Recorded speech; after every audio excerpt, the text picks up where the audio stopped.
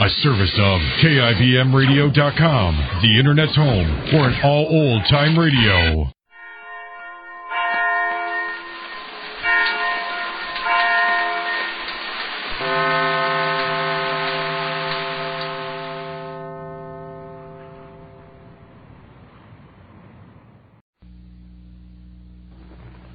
Ipana Toothpaste and Sal Hepatica present Mr. District Attorney, champion of the people, defender of truth, guardian of our fundamental rights to life, liberty, and the pursuit of happiness.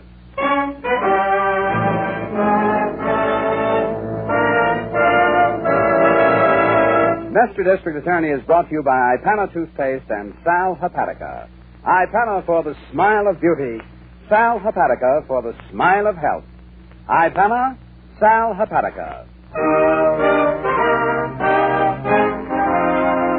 And it shall be my duty as District Attorney not only to prosecute to the limit of the law all persons accused of crimes perpetrated within this county, but to defend with equal vigor the rights and privileges of all its citizens. Mr. District Attorney, and tonight, the case of murder a la carte.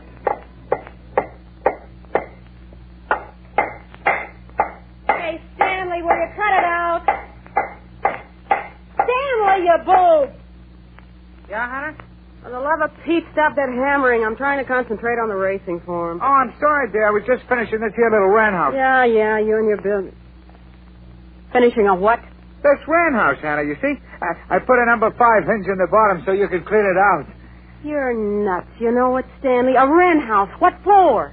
Well, we won't always live in this small apartment, dear. I want to have so many things ready when we get a home in the country. I swear I married an idiot. Hammering, sawing, his kisser full of nails. Sit still, I'll get it. It might be a wren. Oh, I'll use the sandpaper, dear. It won't disturb you. Hello? Hannah? Nicky. Oh, hi, Nicky. I gotta talk fast, Hannah. I have to get back to my table. Yeah, I'm listening. Mr. and Mrs. Mallory are here for dinner again. You got the name? Mallory. I just brought them a bottle of Carte Rouge on the house. Understand? How long will it take them to drink it? An hour at least. Probably more. All right, what's the address? Jefferson Towers, apartment 16. You got that? Right. Look for a mink, silver fox cape, and a platinum dyed stole. Oh, yes. And a ruby necklace. She is not wearing it tonight. Not bad, Nicky. Send them another bottle. They'll need it when they get home. That's my girl. Good luck now. Bye, Nicky. Hey, useless. Stanley. Hey, look, Hannah, you see how it would hang in a tree? Like a dead duck, darling. Now get shaved and dressed, will you? We're going out on a job.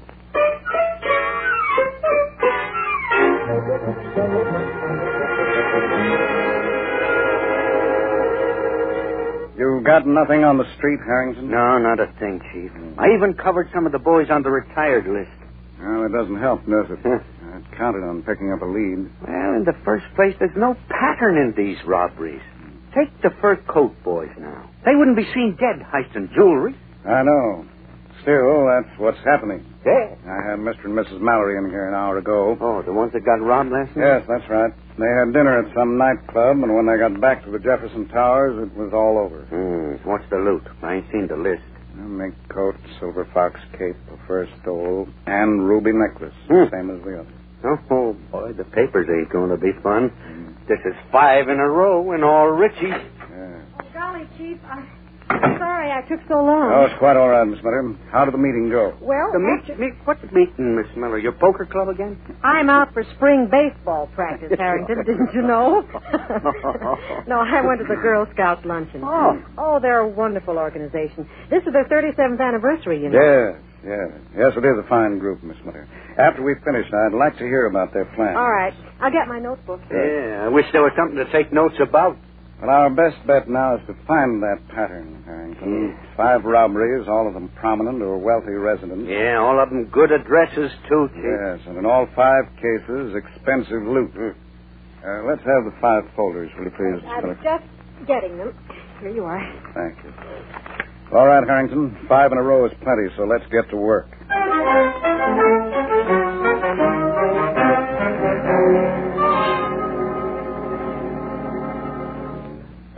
That's $700 apiece on the platinum and an ace each on the necklace.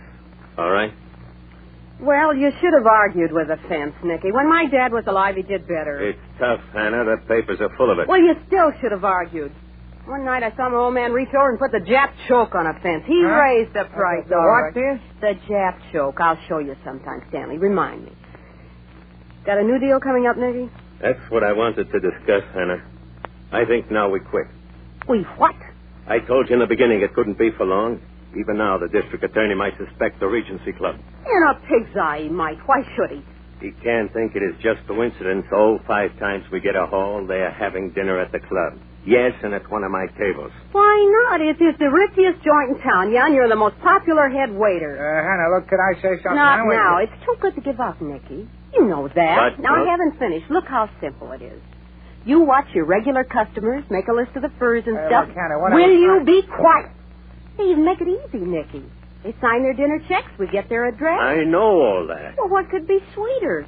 The night Mrs. Richwitz leaves something big at home, you call us, we get dressed up, go over with the passkey, and get it. I'm trying to tell you the DA has asked to see all the Regency Club employees tomorrow for questioning. Well, let him question.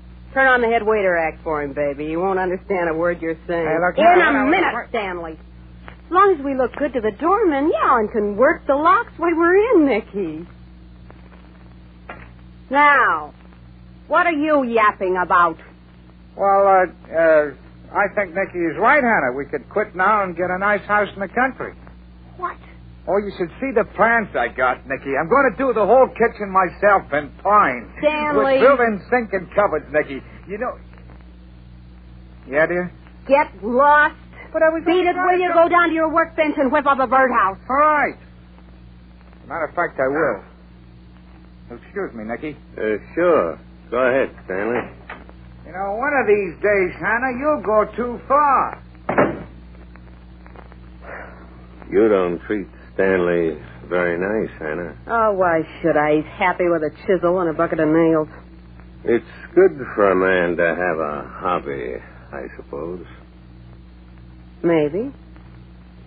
What's yours, Nicky? Mine? Sit still. I'll light us a cigarette. Stanley is, in the basement? Here. Yeah, he makes things. You're not smoking? One's enough. I'll take drags off yours. Good Lord. What is that? So help me someday, I'll hit him with his own hammer. Stanley, turn that thing off, you jerk! Stanley! What was that, dear? I said turn that thing off. Well, it was just my power saw, Hannah. I'm sorry. I don't care what it was. You make that racket again, I'll wrap it around your skull. Him and his wrens. Now, let's see, where were we? And about pulling any more jobs? We'll pull more jobs, Nicky. You know we will. We got lots to do, you and me. Come on, honey. Sit down. Make yourself at home.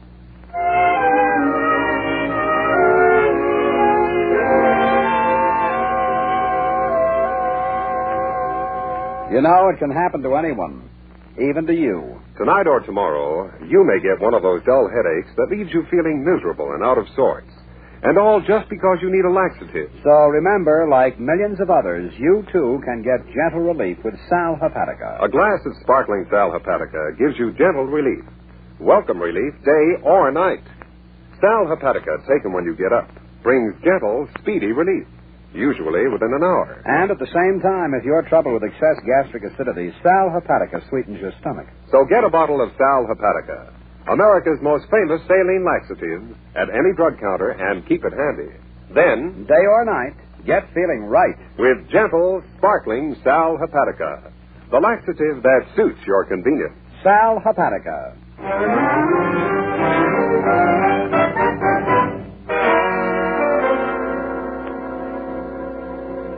Now, as I understand it, Mr. Sylvania, there are several head waiters at the Regency Club. Is that right? Antonio, Frank, Luigi, and that is myself, Nicky. Nicky, I see. You know Mr. and Mrs. Mallory, do you, Nicky? Pardon? I don't need to tell you that we're working on a series of robberies, do I? Mr. and Mrs. Mallory were at the Regency Club the night their apartment was entered. So? Oh, that is too bad. You do remember them? I remember all of my good customers and never forget. I see. And the Fultons? Fulton? Yeah, let's try some of these other names. Mr. and Mrs. Fulton, Mr. and Mrs. Owen Conroy, Mr. and Mrs. Abington, Mr. and Mrs. Nathan Sims. You know these people, do you? But I have told you, I know all of my customers. Please, I work very hard. I have done nothing. Well, there's no reason to think you have. I'm merely interested in your cooperation. Pardon? I say if you can help me, I'll appreciate it. Oh, any time at all, sir. A pleasure. You come to the club for dinner. I will arrange it personally, sir. Yes, we start with bouillabaisse, chicory salad with romaine, a crown, a roast, a lamb. Yes, that'll be very nice, I'm sure. Oh. Pardon? You may go now, Mr. Sylvania. If I need any more help, I'll call. Oh, you are most kind of Mr. District Attorney. Merci beaucoup. All right, don't mention it.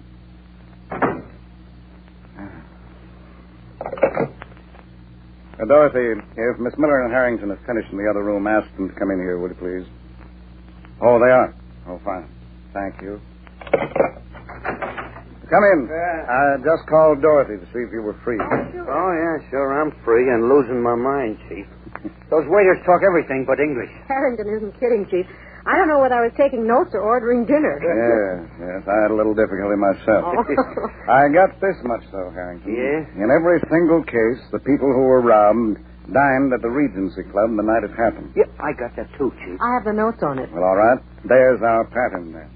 So let's see what the pattern makes.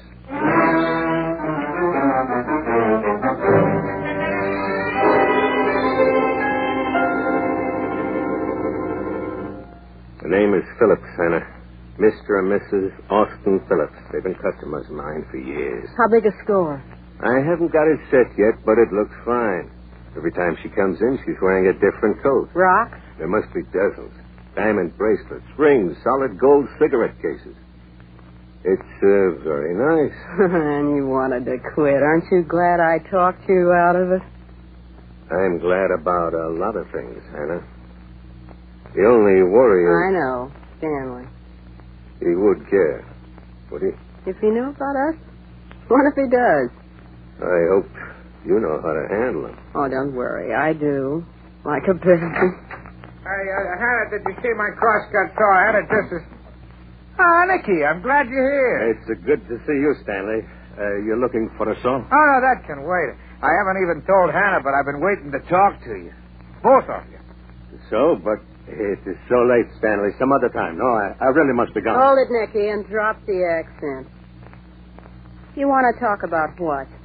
Sandpaper? Oh, no. No, I've been thinking, Hannah. With what? Now, look, I warn you, don't treat this lightly. Oh, I let you have your way, I know, but this time I'm serious. Stan, old man. Let him maybe say it, Nicky. Well, I mean, all this here in the papers, the employees of the club being questioned and all, I've come to a decision. I'll be a monkey's uncle. About what? We're quitting, Hannah, not after the next one, not tomorrow or the next day, but now. You kill me, Stanley. Go back to your birdhouse. No, I mean it. We got money now, well over $3,000. Well over 30 cents is more like it. Look, Hannah, I happen to know. What's more, with the money, we could buy a nice trailer. A nice what? Second hand, I think. If it needs attention, I could fix it up. Hey, did you ever see the inside of a trailer, Nick? Me? All you can do wonders with a hammer and a nail, snug as a bug in a rug. Are you through now? No, Hannah, I'm not. Of course, it won't be like a house in the country, but that will come in time. Now listen to me. In a moment, dear, in a moment. It has advantages, you know. Travel about, meet people. You know, I've always wanted to see Yellowstone National Park. Just see it? In comfort, of course. You can have that in a trailer, Hannah. You can? Oh, yeah. I thought a heavy gingham of some kind at the windows. You know, gives all the privacy in the world. On wheels. Oh, now, look, Hannah, you needn't be flippant. After all, half of what we've taken in is mine. All right, brace yourself, Buster. I've got news for you. Perhaps I should go. Just stay put, Nicky. You just don't know the time of day. I think I do, Hannah. Yeah, well, Mr. Taylor, we ain't got any $3,000. At this exact minute, we ain't got a lousy $200. What did you say? What do you think I've been playing the races with? Shavings? You're lying. Am I? That's Nicky. I'm sorry you lost so much, Hannah. Well, I'm not. Easy come, easy go. My old man taught me that. Oh, you thieving little swine! No. Hannah, are you hurt? Hannah. Oh. Look, Hannah, I'm sorry. I didn't mean to do that. I just lost my temper. Get out of my way, Nicky. Hannah, I said I didn't mean to slap you. Hannah, be careful. Come here. Go out. Stay out of this. Please, hurt me. I will tell Nick. I will fire the door. How do you like this? How do you like this? And let go of his neck. You don't know what you're doing. Don't I? Hey? He said, that choke works every time. The way your father taught you. I taught you a lot. But didn't come easy, don't you? Remember that, will you? Now, if you don't hang around...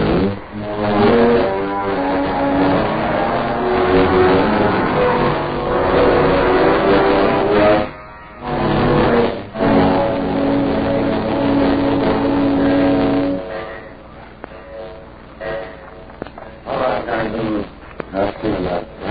That's one of the men who drove mine to the spot. Yeah, all right, Chief. You agree with me? Yes, no question about it. That's due to strangulation, I'd say. You're in, son. How do you say the body got down here in the railroad yard? With Rocky, there's no sign of a struggle on the ground. Yeah, that's my idea, too. I'm in the car, I think. Sure. If he was hurled from a train, he'd never landed over here. You think it's any further? I didn't get out and got the car. No, I don't think so far, son. It don't look like there's going to be much either. Nothing in his pockets, labels torn out of his suit and clothes. Yes, I noticed. They even tore the laundry marks off his shirt. Looks like he touched his leg yet. As you can see the line on his finger where he wore one. Well, I still don't buy it as a plain murder. I doubt that, too. Especially when that kid's been so carefully destroyed.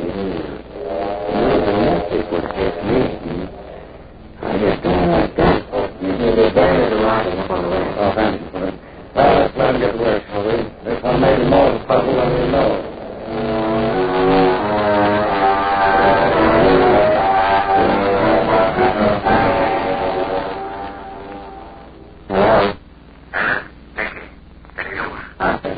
I've been waiting for the call about the job. Mr. and Mrs. Phillips are here in the club now. Oh, wonderful. They just started dinner, and they want to make an 8:46 at the theater. Great, thank you. Susan wearing the chinchilla, is it? She's wearing a mink. The chinchilla must be at home. I'll have it in 1 hour. Be careful, baby. They have a butler, you know. He may be home. Just so that coat's at home, honey. That's all I need to know.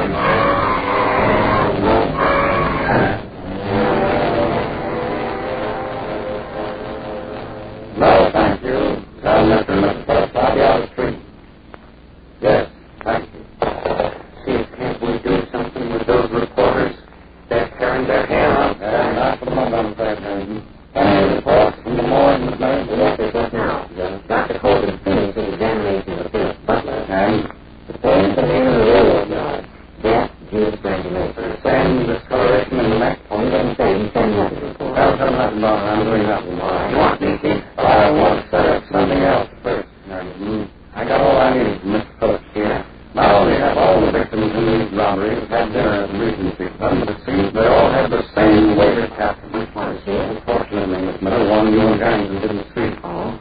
As for the two of you being questioned, I'm arranging to have them sent to vacation. Oh, yes, see, what's the plan? Well, one of them might work. However, it's going to take a long time.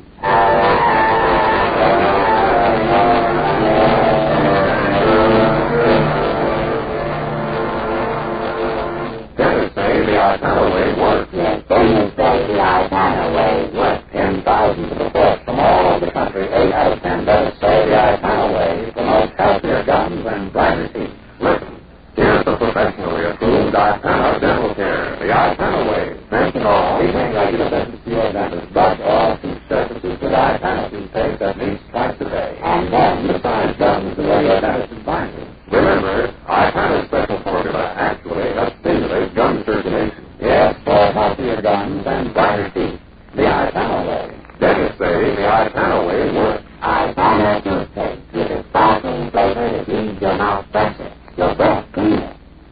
Arcana will contain more than its personal use and recommend than any other. So ask your dentist about Arcana and massage. A good dentist is like a good dentist is never a luxury. Make the Arcana way your way with healthier gums, brighter teeth, and Arcana smile. Get Arcana toothpaste.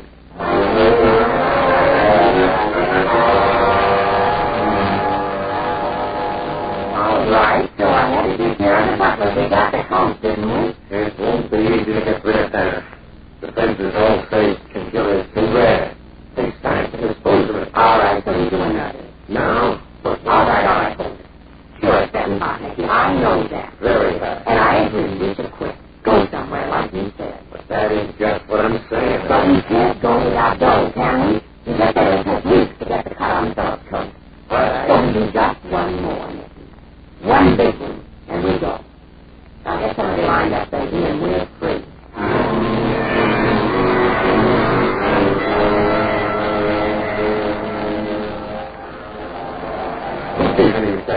It is a pleasure to see you again this evening. What do you know about that? You remember this one last week? Oh, I'm not. It is a pleasure, Mrs. Johnson.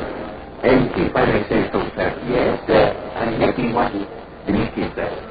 And the management and suggested that the Jewish Society of Innocence, it will be a pleasure. Well, now isn't that nice, sir? Sure. Send the bills to the apartment, maybe.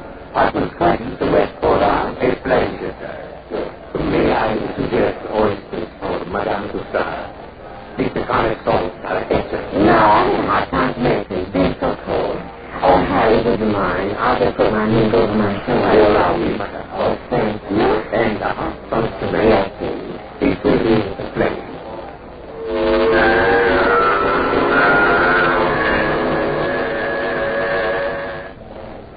Once the medicine, all right to Mr. Johnson. My favorite music, even better than last week. Well, my dear, you ready to go? Yes, Harry, up there home. Oh, will you ask me to get my coat, please? It's the table there on that chair.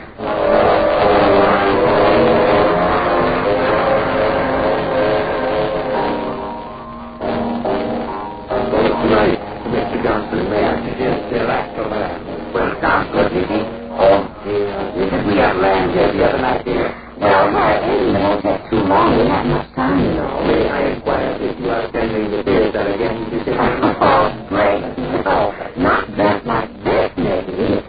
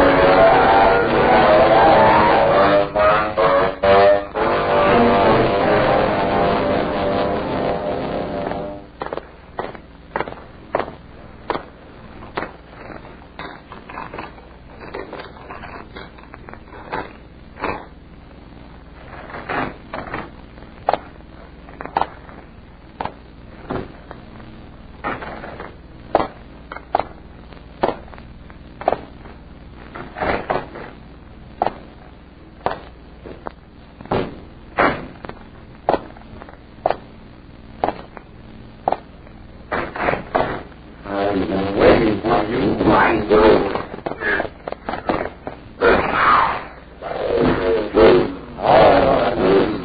Perfectly still. Make me on your body. I don't doubt it. The only way I learned to break that short is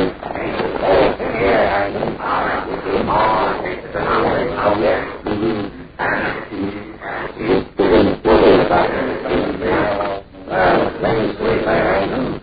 Look like this time they wanted to pull me. Here's a faster, better way to relieve pain. A new product of pain.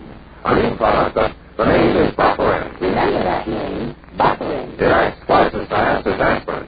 Now you can get fast relief from your headaches, pains due to colds, neuralgia, and minor muscular aches with Bufferin. Remember that name, Bufferin. It acts twice as fast as aspirin. You see, Bufferin is absorbed twice as fast into your bloodstream. So it goes to work faster to relieve pain, and gently, too. And because Bufferin's tablets are antacid, they will not upset your stomach. Remember that name, Bufferin, at drug counters everywhere. Bufferin acts twice as fast as aspirin.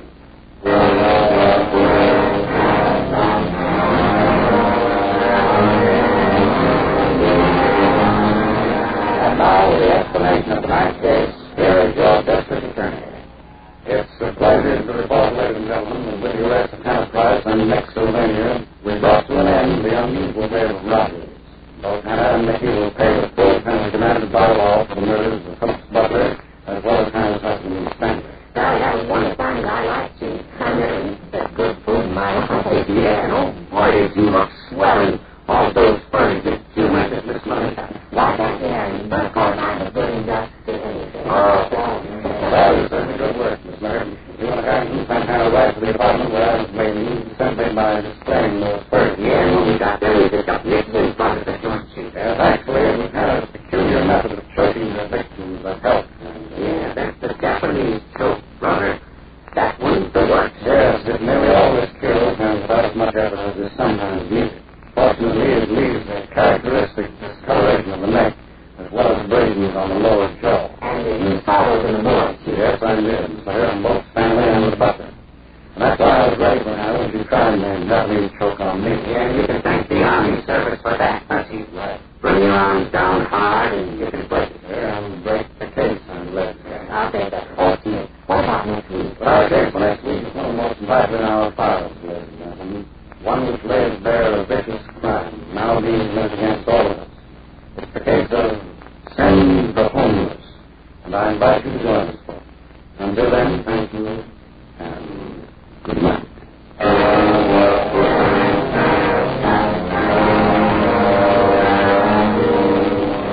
The names of all characters in tonight's conversation are fictitious and it resembles the names of those persons who actual places is purely coincidental. Our stars are Jay Johnson in the title role, Len Boyle Harrington, and Vicky Bola as Miss Miller. The music is under the direction of Peter Van Steven. The program is produced and directed by Edward A. Byron and written by Robert Shaw. Master District Attorney was originated by Philip H. Lord. Remember, our bounty face for the smile of beauty, Sal Hepatica for the smile of health. Just the Myers invite you to tune again next week for Ducky Saturn and the Mr. District Attorney.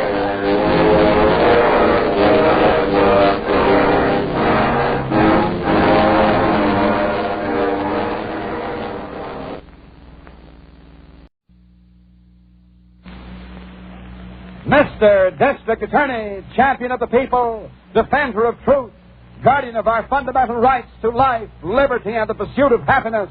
And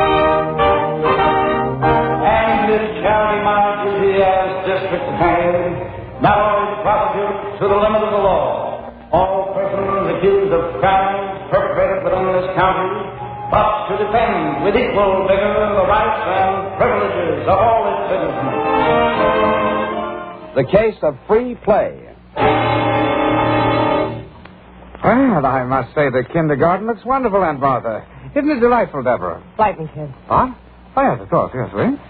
You neglected your old Aunt Ted. I haven't seen you in ages. Well, we've been busy, Aunt Martha. You and Miss Hawkins, is it? Hawkins. I have thought of you, Aunt Martha. Haven't I, Deborah? Every time someone mentions Miss Mulberry's nursery school, I feel a little glow of pride.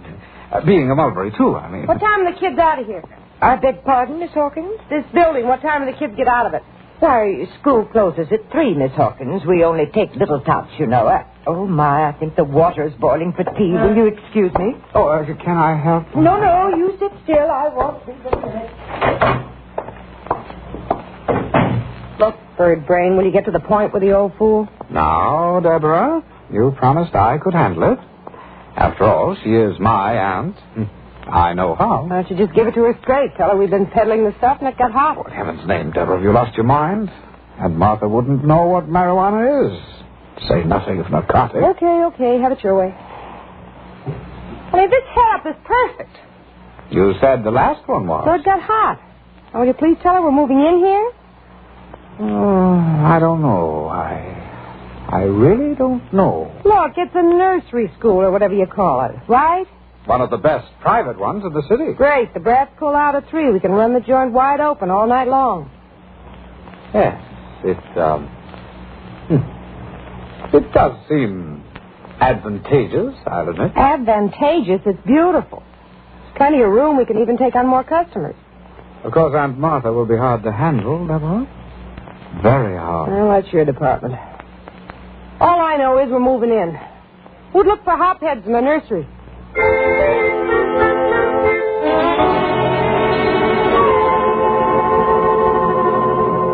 All I can say, Chief. When I pull a boner, it's a beaut. Why, Harrington? Something go wrong? You mean last night? I mean last night, Miss Miller. You know, I've been working on that marijuana thing, Chief. Yes, I know. For weeks now, I've been working along with the federal boys. The heavier stuff, heroin, cocaine, all that, that's their department. Yes, and what about the marijuana? Well, sure, we've got jurisdiction there. It's a local offense. I know. I mean, weren't you about ready to go ahead? Well, last night, wasn't it, Harrington? That's right, last night. There's a dame named Hawkins, Chief. Guess I told you, Deborah Hawkins? Yes, you mentioned the name. Okay, for weeks now we've been casing her place. An apartment over on West Avenue. And that's where she operated? Oh, in a big way. She not only peddled the stuff, she let the customer stay right there and use it. Oh, talk about a fun house. And what happened? Yeah, nothing happened. We got all set to raid the joint. I got 4 extra crews on duty. I got the whole building roped off. And? We go in. Yeah. Boom. The joint's as clean as a whistle. You mean you couldn't get any evidence? Evidence? The place was empty, Miss Miller. Deborah and her chum pulled out in the morning. Her chum? Oh, yeah, some punk that works for her. Oh, I see. Any idea where the tip came from? No, I haven't, Chief. It was kind of a big operation, you know. When they're like that, there could be a lot of leaks. Yes, unfortunately, you're right. But I have a stack of complaints a foot high about this marijuana situation. Yeah, don't I know it? The T-boys, too. They're absolutely sure narcotics are coming into this town. Yeah, even better. They're coming to Deborah Hawkins. And she's gone. Well, she sure was last night. Well, there's only one answer. She'll open up again some other place. Oh, that you can bet on. Well, let's find her then, and this time, let's bring her in.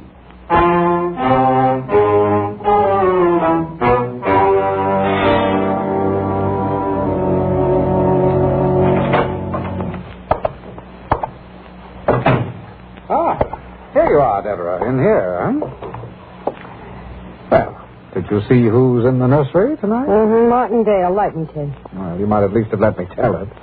How much did he spend? Oh, here. Thanks. 50. I'm not sure I like him as a customer, though. He's got a bad reputation. I think he's fascinating. I do believe he's the first gangster I've ever met. You're somewhat naive, darling. Where were you all afternoon? I was with Aunt Martha in the nursery.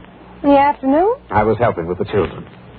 You know, it's amazing, Deborah, watching their little minds. Yeah, well, you keep your little mind on our children, dear.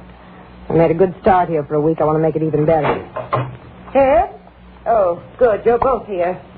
Why, Aunt Martha, I thought you were upstairs in bed long ago. Oh, I can sleep with people coming and going. I'll never know. Good evening, Miss Hawkins. I was just going. I'd rather you stayed. As a matter of fact, there's something I want to say to both of you. Can I get you a cup of tea, Aunt Martha? Stop fussing, Ted. Fact is, I'm extremely upset. One of the kids fall out of the swing? Deborah, please. What is it, Aunt Martha? I told you a week ago you were welcome to stay here for a while, Ted. You too, Miss Hawkins. Thanks.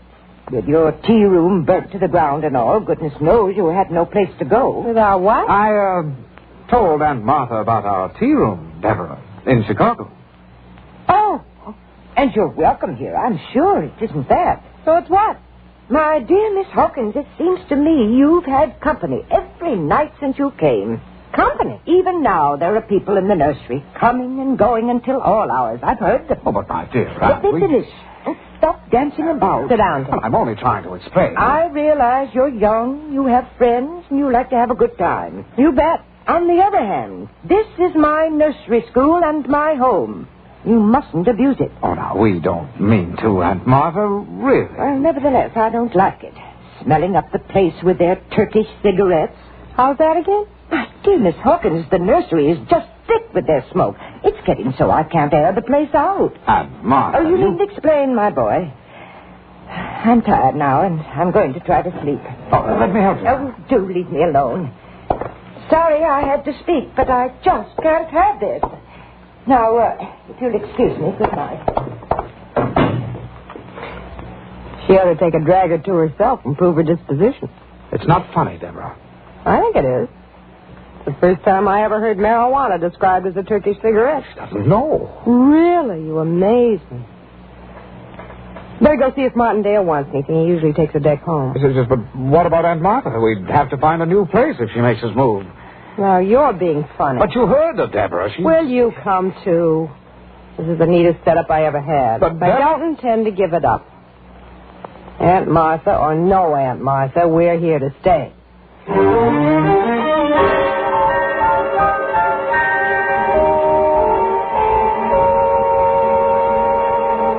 And please assure the committee we are doing everything we can. Sincerely, et cetera, et cetera. Mm-hmm. I'll have his tap right away, Chief. Hey, Chief. Oh, yes, come in, Harrington. Well, you look happy. Boy, why shouldn't I? Hey, Chief, we finally got a break. Oh, on the marijuana problem? Right on the head. Yes? I was prowling around town last night. Pretty late, too, come to think of it, and I see my old pal, Martindale. Who? A two-bit bum around town, Miss Miller, mixed up in a dozen different rackets. Well, there's no charge pending against him, is there? No, nothing special, Chief, but I spoke to him just the same. A bum like that on parole, well, I do it just for exercise. Well, I don't blame you. Dale's in prison oftener than he's out. Well, he's on his way in again, if you ask me. Mm-hmm. When I stopped him, Chief, he was glassy-eyed. First, I thought he was drunk. Yes, and? He was all hopped up, Chief. I could smell marijuana all over him. What? Sure, and to make it even better, he was carrying 24 cigarettes. No. Sure. I got him down in the bullpen right now. Have you made out the charge? No, not yet, Chief. I thought I'd see you first. Good. Say, this may be an opening wedge, Harrington. Is he able to talk? Oh, yeah, sure. The jag's worn off. He's just depressed now. He's what? Oh, those hopheads get awful low when you take away their candy, Miss Miller. Oh. Well, what time did you make the arrest? 2 a.m. I see. Well, all right, let's do this. We'll hold him the full 24 hours without making a formal charge. Right. Oh, and nothing to the papers, Miss Miller. Okay. Notify the desk, will you? Right away. And we'll give him a couple of hours and then bring him up here, Harrington. Right. And by that time, he ought to be real unhappy. Yes, we won't make a deal, you understand, but maybe you'll talk anyway. They usually do. Oh, brother, I sure hope so, because if Martindale got his supply from little Deborah Hawkins, Chief, we're in.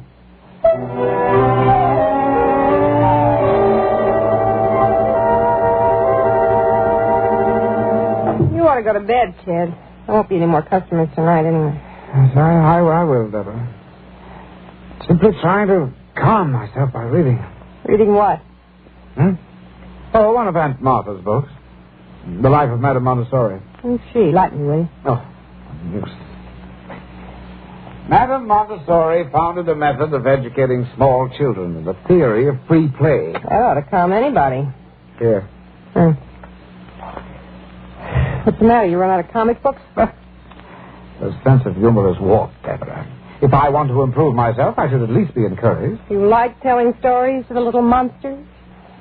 I happen to find it stimulating, yes. As a matter of fact, Deborah, Somebody's coming. But you said everyone's gone. Good heavens, it's after 3. Yes? Well... Aunt Martha. I thought I'd find you here. Now, don't speak, Theodora. We won't mince words. You're up pretty late, aren't you? I'll hear no more from you, Miss Hawkins. Now, both of you pack your bags and get out.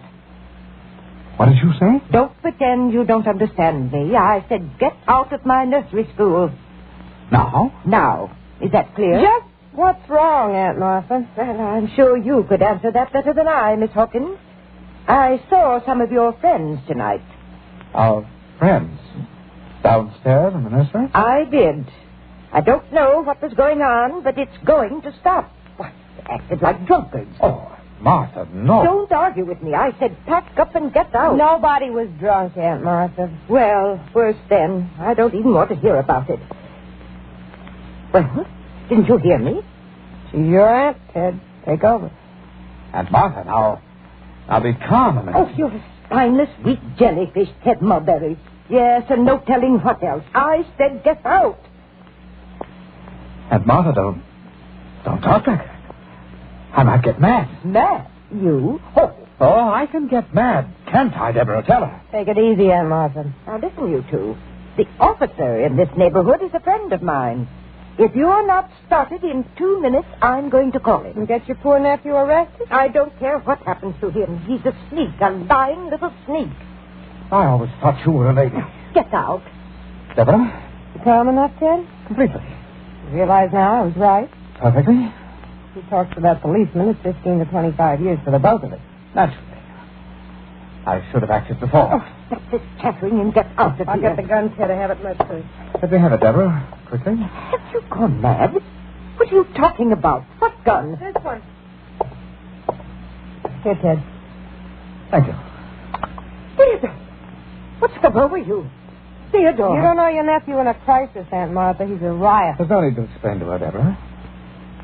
I see it quite clearly. Aunt Martha? Theodore. No, Theodore. No. Heaven. You shot me.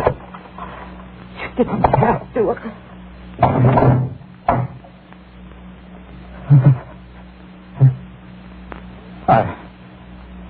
I shall have a reaction quite soon, Deborah.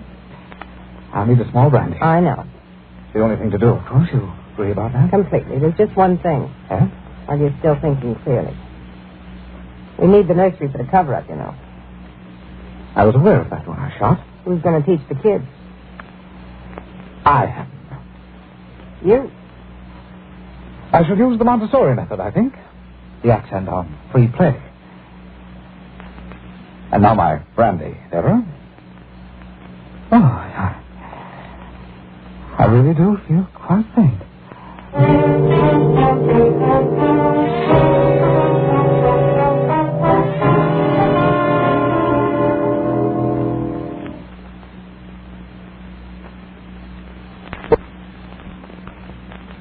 All right, Jerry. Put him back in the cooler. Let's go back to the office, Harrington. All right. How long were we talking to him? Martindale? Mm-hmm. Good 3 hours, Chief. So not very profitably, I'd say. Now, let's take the back stairs. Oh, that guy sure is stubborn. There isn't a doubt in my mind that he knows where Deborah Hawkins is. Oh, sure. Every time you mentioned her name, we got a reaction out of him. Yes, a reaction, but no information. Well, we can't hold him, Harrington. We'll make out a charge upstairs. Right. Possession of marijuana? Oh, that's about all we can do, I'm afraid. We'll have to release the stories to the papers, too. Yeah, I know. Brother, wherever Deborah's operating, it sure is terrific. We've got to find her, Harrington. I want to put a stop to her for good.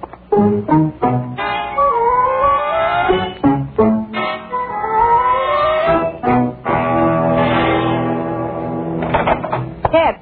Huh? Oh, Deborah, I asked you not to disturb me when I'm in the nursery. Where are the kids? In Humpty Dumpty Land. What? In the next room. It's nap time. After that, they get their milk. Fortified, of course. Listen, teacher, will you wake up? Did you see the afternoon papers? But hardly. I've been busy here at the blackboard since noon. You like it? Like what? For good heavens, Deborah, don't tell me you don't recognize it. All this colored chalk. It's a turkey. You drew that? I traced part of it, I must admit. It's good, though, don't you think? I'm trying to tell you. The tail feathers just delight the children.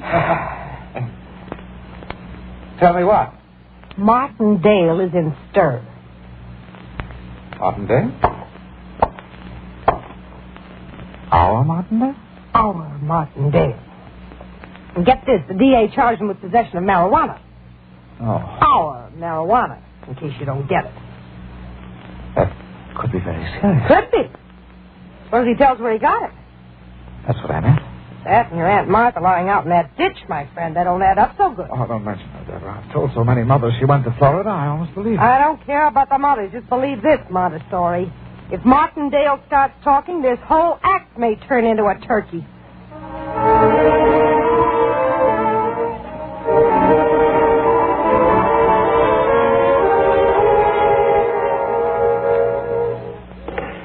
This woman's body was found in a ditch, you said? Yeah, this morning, Chief. She's up ahead on slab 9. Yeah, I heard about Martindale. About getting released on bail? Well, guess we kind of expected it. Well, there wasn't any way to hold him pending trial. All I'm banking on now, when we do try him, he'll talk. Well, maybe. Yeah, here's the woman. Slab.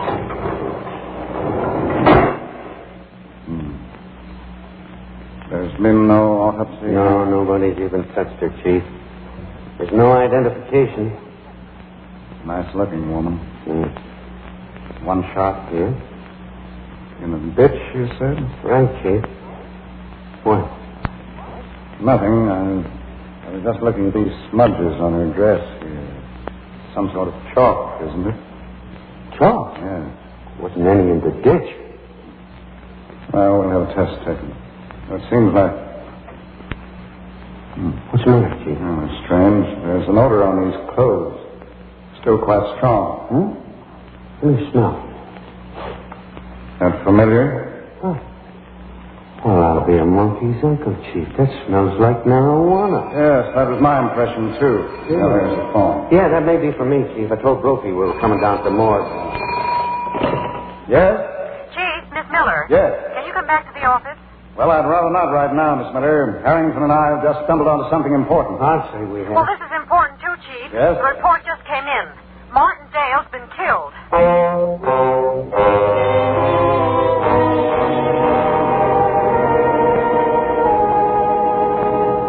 The way we tie our shoes, tie our... No. This is the way we brush our hair. Will you please keep still? I'm trying to concentrate. Well, my dear Deborah, you told me yourself the nursery is important. If I'm to run it, I want it run right. Will you The please? children learn through these songs, Deborah. I must say I've learned quite a bit myself. Great. Now, will you listen to me? Later. You're really feeling your muscle lately. You know it, little man? Why not? Things are going extremely well. The children adored my turkey. Oh, dear. All right, we'll talk quietly. Lighten, will you? Why don't you carry matches, Deborah? I'm busy. Listen, egghead, I spent all afternoon trying to find Martindale, and I couldn't. Suppose he's talking. He isn't. What do you mean he isn't? Stop smirking at me. I killed him. You did what? He was here while you were out. Seems he needed a supply. Give me this slow. It was quite simple. I offered to drive him home, and when we got there, I shot him. I borrowed your gun. You shot Martindale? Just like that? My dear Deborah, you said yourself if he talked, we'd have to move again. Yes, but And it was the only thing to do. I simply hate giving up the nursery. Oh, good Lord. So you see, there's nothing to worry about at all. Now, the way we tie our shoe. In heaven's name, how do you tie a shoe?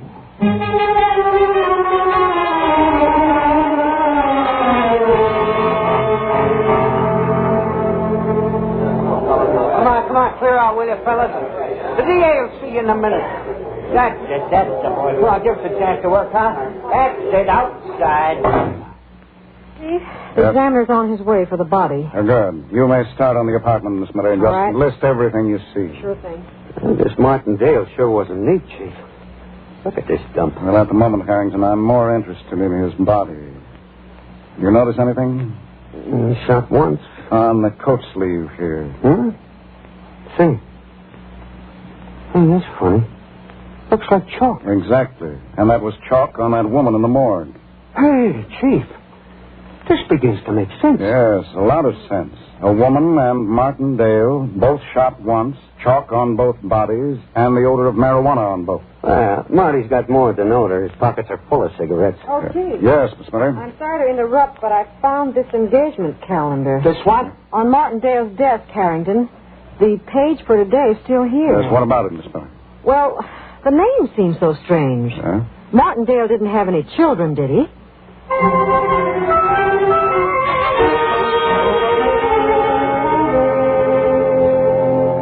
My dear Deborah, I must ask you once more to remain calm. Calm? Now? You're simply putting a series of circumstances together, my dear. It's what we call basic association. What? Basic association. For example, take one of the children. I say dog. He answers bow wow. I say snow. He says Santa Claus. It's really most interesting. Yeah, well, I say murder, Bob. First Aunt Martha, now Martindale. Still association. There's no reason in the world to connect us to any of it. Now, would you like to help me? I'm doing the nursery in crepe paper. Ted, Yes, Deborah? what's the matter with you? You used to be so easy, so gentle. Why, I'm the soul of gentleness, Deborah. Then will you think? We got to get out of here, Ted, now, before things get me hotter. I say no. Oh, you fat-headed... No, so help me, Mother Goose, I'll make you see it. Ted, Yes, dear? please, can we go?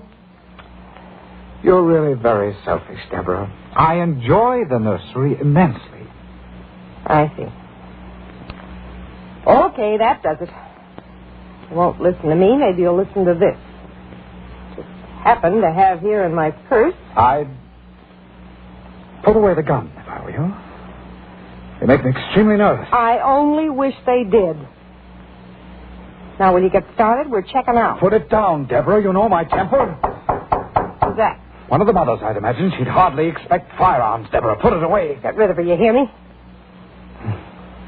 But I enjoy their problems. I really do. Enter. This is the Mulberry Nursery School? Yes, I'm Mr. Mulberry. Can I help you? Yeah, in here, Chief. Oh, yes, I see. Yeah, just go... Hey, wait a minute. Well, I'll be darned if it ain't Debbie Hawkins. What? I'm more interested in this one, Harrington. That's interesting chalk on your suit. I beg your pardon? Ted, you fool, they're cops. Deborah, quickly, the gun. No, you don't. Debbie, oh, Jimmy. I'll take this. Go on. Keep that gun, Harrington. We'll need it. All right, both of you. This school is out for good. Let's go.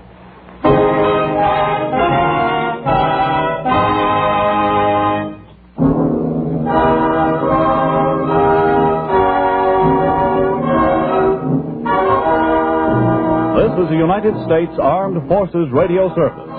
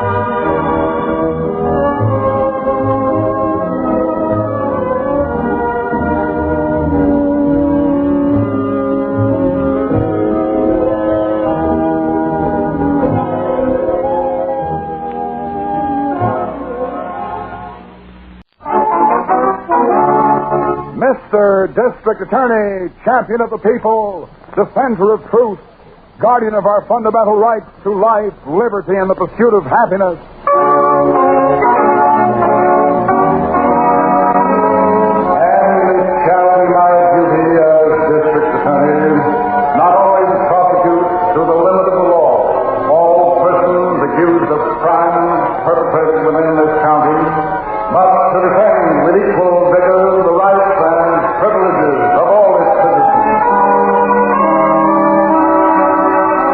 The case of deadly devotion.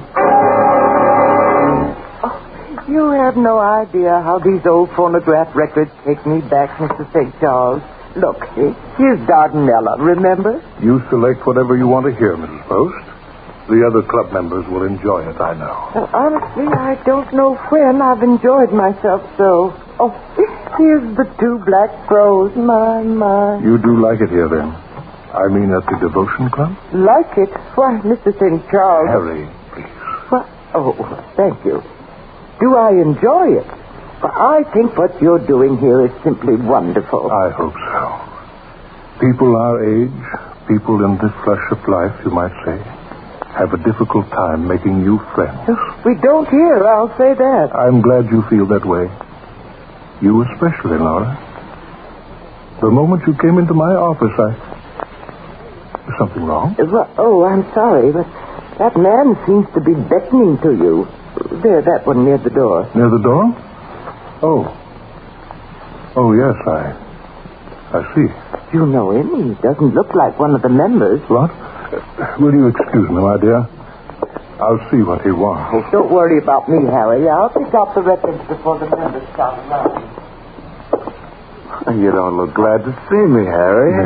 Nick, my boy. Well, don't we shake hands, Harry?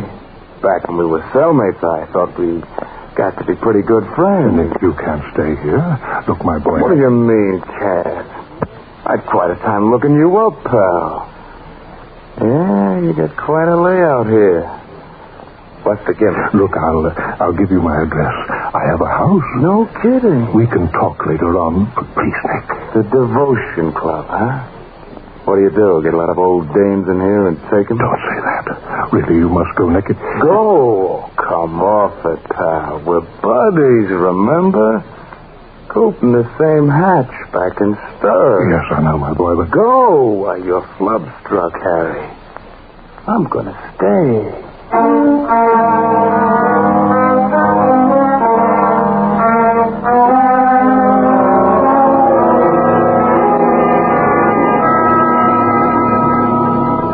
I picked that information request out of the file, Chief, the one from St. Louis.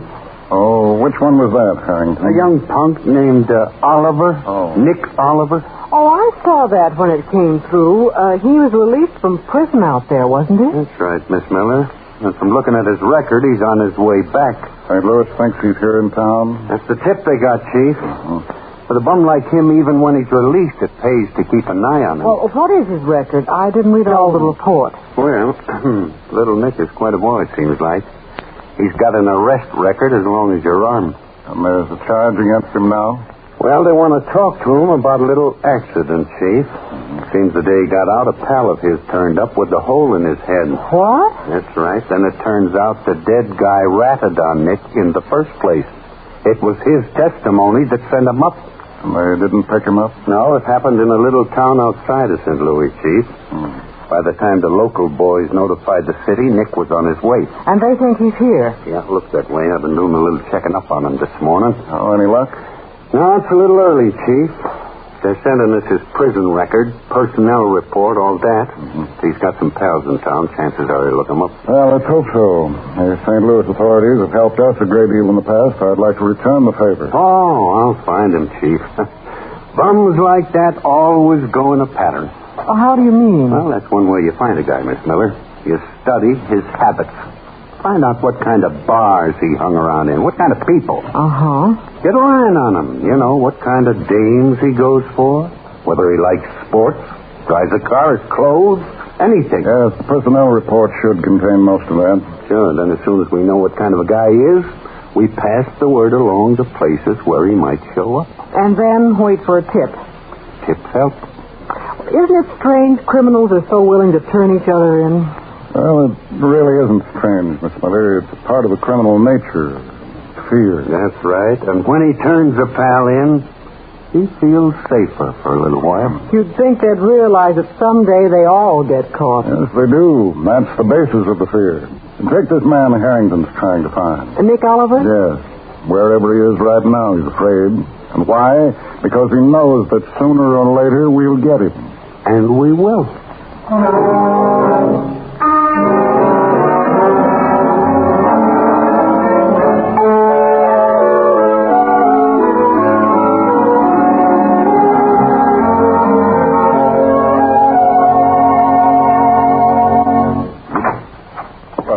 Laura, my dear, I didn't realize you were here in my office. I thought it better to wait in here, Harry. I'm delighted. Have you been waiting long? There isn't much here to amuse you, I'm afraid. It's quite all right. I was reading an article in this week's Collier's. Oh? It's most entertaining about Mr. District Attorney. You know, the radio program. I'll have to read it. Sit down, my dear. No, thank you. You seem so formal, Laura. Is anything wrong? Yes, Harry. A great deal. I don't understand. I thought the dance last night was most enjoyable. Who is that man, Harry? A man? I think you're evading me. I mean Mr. Oliver. Nick? Why, he's an old friend, Laura. I told you that. He's been here a week, Harry. Have you any idea how much the club has changed in that short time? Changed? In what way? Good heavens, are you blind? Do you realize that man encouraged the members to gamble? Yes, and to drink. Now, Laura. Oh, you needn't put your arm around me, Harry. I'm disgusted. I wrote my sister about it last night. Now, Laura, listen to me. Perhaps you're right. Perhaps. When that nice Mrs. Webster lost $43 playing dice. As I say, Nick is impetuous. I shouldn't have permitted him to stay. Oh, he's a very bad young man, in spite of that smile of his. I tell you, Harry, this has changed my opinion of everything. Including us? Well, to tell you the truth, I haven't made up my mind. There's something wrong here, Harry. Laura, my dear, wait. No, I'm going home now. I've had my say. Home before the dance tonight? I won't be at the dance, Harry. I'm not sure I shall return here at all. But the money, I mean, you decided to do so much. I have my doubts about that, too. Goodbye, Harry. Harry, do you think... Oh, sorry. It's quite all right, Mr. Oliver. I was just leaving. Laura, wait. Thank you, no. Goodbye. What's eating the old bag? You fool, you blundering idiotic... Oh, no, I'm wrong. I'm the fool, not you. What's the trouble, pal? She looked pretty steamed up. I was crazy to let you stay crazy. Now, wait back on that again. I told you, Harry, you ain't got much choice. I was getting along so well. Yeah, well, now you're doing even better. And you can stop yakking about getting rid of me, Harry. Or do I tell these old crows where you and me met? Dice tables, liquor in the punch, shakedowns. In heaven's name, Nick, what are you trying to pull? Oh, I need plenty, pal. This is as good as any joint to get it from. But I don't operate that way. I told you I play it slow. Well, that's too bad. I play it fast. What was her name? What? The dame in the uproar just now. It was Mrs. Post. Laura Post. Well, she can take the... Wait a minute. Is that the one? The one what? The dame you were building up for the big one. Sure it was. I remember the name. She has $20,000 in convertible bonds. She's got what? I worked on her for 3 months personally. And now it's all for nothing. She was going to kick in 20 grand? She was, even if I had to marry her. Where'd she go, huh? I imagine so. She's washed up, though. You and your quick scheme scared her off. Where does she live, Harry? Never mind. Get her from my membership. You stay away from her. You think you could change her mind, you? Change it? You're why she pulled out. It's a wash-up, I tell you. You know, you con boys give me a pain. 20 grand and you quit like a spoiled kid. I know when a score is cold, Nick. Yeah, well, I know when it's hot. 20 G's, Harry, my boy. That's plenty hot. Now, where are you going? Calling. What? You heard me. I'm calling on Mrs. Post.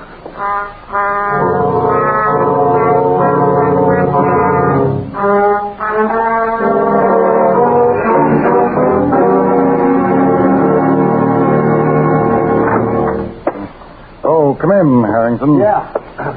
I didn't want to bust in, Chief. It's quite all right.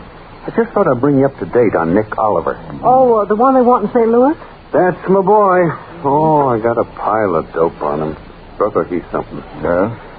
Yeah, he started out when he was 13 years old. He stuck up a gas station, and when the attendant was slow with the money, little Nick hit him with a hammer. No. Oh, yeah, that's only the beginning, Miss Miller. The bum's record runs 6 full pages. Any idea where he is now? No, not yet, Chief, but I got a good lead. Yes, what is it? Well, a punk that looks like him hit town about a week ago. Men by bus from over the state line. Do you think it's Nick? Well, maybe, but I know this, Miss Miller. When a rip and tear man like that arrives, a lot of guys know about it. Yeah, and fast. It's remarkably fast, usually. That's the grapevine, Chief. And today they're saying there's a baby-faced guy like Nick in town.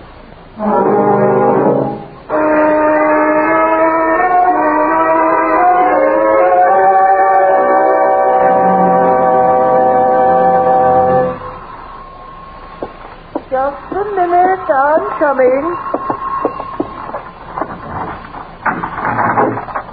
Yes, just a moment. I'll turn on the porch light. No need for that. I could see okay. Now, see here. Just what the... Oh, you. I got to talk to you, Mrs. Post. It's about something that happened at the club. The devotion club? Uh-huh. I don't want to hear about it. Let's sit down. How about in here? Now, see here. I've said I don't want to discuss anything. Why, I'm getting ready for bed. Now, this is important, Mrs. Post. It's for your own good. For my own good? Whatever do you mean? You and Harry? I beg your pardon? I told you it was important. Go on. Sit right down and relax. Come to the point, please. That's fair enough. Harry tells me you've got $20,000 laying around. What do you want, Mr. Oliver, isn't it? Nixon. And I want to tip you off, Mrs. Post. It's just a friendly gesture. I think perhaps you'd better leave. I'll play it straight with you. You take the dough and put it in a big, strong bank. You understand?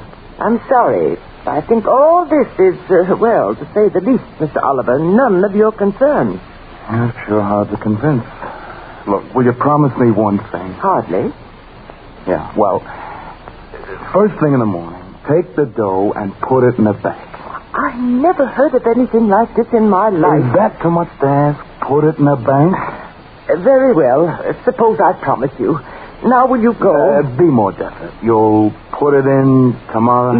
Yes. Now will you please leave my house? That's funny. And Harry said I wasn't smooth. That's a laugh. Well, what do you mean? Kid, you just told me the one thing I wanted to know. What? I had to be sure that dough's here, didn't I? I'll get it up. Get it done? Come on. Let's not waste time. Where do you keep it? You get out of here. Well, the reason I'm a busy man, baby. Get to the dough. I don't believe it. I just don't. Look, I got no time to fool around. If I have to, I'll kick this joint upside down. But... Get a man to take a few belts at you. Now get smart, will you? Just hand it over. Nice and easy. I'll do nothing of the kind. Don't look so greedy at the phone. You reach for that and I'll break your little arm. But do you realize what you're doing? Do you? Yeah, I do. But you don't. I'm getting sore, sister, and that ain't good, you know. But I haven't got the money here. You lie in your teeth. You just said so. Now get it up fast. Mr. Oliver, listen. Never mind the routine. I got one of my own. You what? How many rooms in this dump? 8? 9? I can go through them in an hour. You wouldn't dare. If I have to look for the scratch, that is. And you know something, baby? I just can't do a good job with you around Bob. I don't understand. Oh, it's simple. Either you hand over the dough like a good kid, or I'll kill you. Kill me, you? I'd have to, if I have to search for it. You see? You've got a gun. Oh, that's the flash of the week. Okay. Make up your mind. Oh, please. Where's the dough? I don't know. Oh, I'll be. You shot me. Please.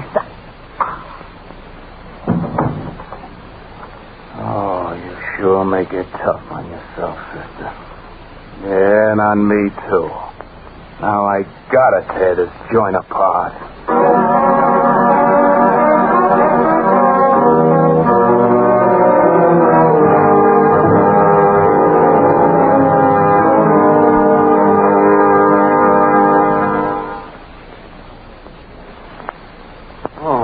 There's enough reporters out in that yard to cover a World Series. Well, I don't wonder, Harrington. Mrs. Post is very prominent in this city. Yes, we're about ready to add up, Harrington. Yeah. Has Dr. Colgan finished? Yes, just about, Chief. He fixes the time of death as between 9 and 11 last night. That's right. Shot once at about 2 feet away. What about the doors and windows? Did Brophy check? Just finished, Chief. Every one of them closed and locked from the inside.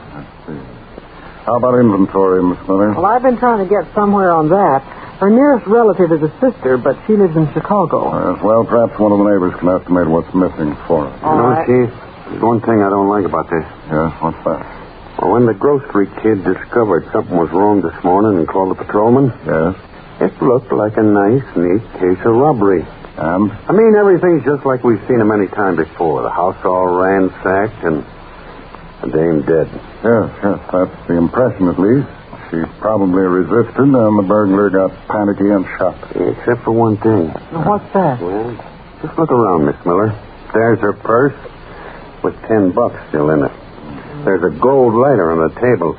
Upstairs there's a hunk of jewelry on her dresser. Yes, I saw that too. Say, take a look at that purse, Miss Miller. All right. This was a burglary. The guy sure passed up a lot of nice items. Yes, it is strange. Still, if he were frightened after he shot, he might have run out. Say, Chief. Yes. There's something odd. In her purse? Yes. Mrs. Post belonged to the Devotion Club Limited, whatever that is. Here's a membership card. The Devotion Club? Uh-huh. Are you kidding? Why, do you know anything about it, Harrington? Well, sure I do. Well, maybe not that particular outfit, but I've heard that name. Mm-hmm. It's one of those agencies that helps people meet other people. Really? Yeah, most of them are on the up and up, but sometimes they're not. Yes, it's strange that a woman like Mrs. Post should belong to one. Put the card in your pocket, Harrington. Right. We may have to check that club. I can drop around and ask a few questions. Yes, do that.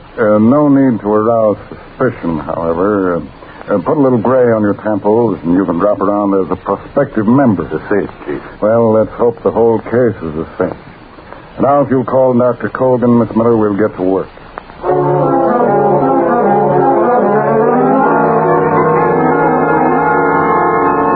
I hope I've made everything clear, Mr. Harrison, was it? Yeah, that's right, Mr. St. Charles. You see, we don't take just anyone into our membership here. Only those we know to be sincere. Oh, I'm sincere, all right. I've been wanting to meet people for a long time. I see. You dance, do you? Just a little. Back home I never had much time for it. And that was where, did you say? Oh, I had a cattle ranch out west. Did you indeed? Yeah, I had 7,000 head at one time. And when I made my file, well, I just quit. Well, that was sensible, Mr. Harrison. We all work too hard in this life. Wear ourselves out. You can say that again. From now on, Mr. St. Charles, I'm just going to spend my money and enjoy myself. I don't blame you. Yeah, well, could I get into your little club here, do you think? Well, ordinarily, Mr. Harrison, I interview a candidate a number of times before we accept him. Oh, yeah, sure. Then, as I explained, we make every effort to see that you meet people of your own age and interests. Suits me. And you know, sir, you suit us. I do. You do. We'll dispense with the interviews, Mr. Harrison. You can meet the members tonight.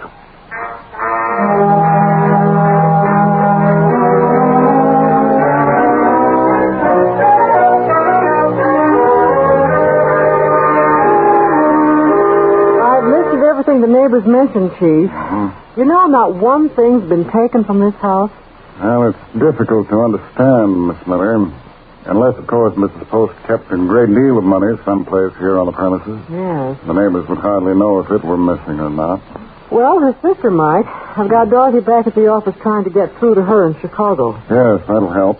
And perhaps Harrington will have some luck, too. Is he still out? I guess so. He hasn't called back. He was going over to that club to see what he could find. That's the door. Yes, it's the mailman, I think. Do you want me to see? Yes, William. Oh, thank you. I was right, Chief. Here's a magazine and one letter. Oh? It's postmarked, Chicago. It's a woman's handwriting, too, Chief, probably from her sister. Here, may I look at it? Of course. Well, I think I'll open it, Miss Miller. Under the circumstances, I can take the responsibility. Oh, sure, Chief. Anything to help. I'll keep going on this inventory. Right. Well, I'll be... Say, Miss Miller. Yes? This letter is remarkable. It may be just what we need.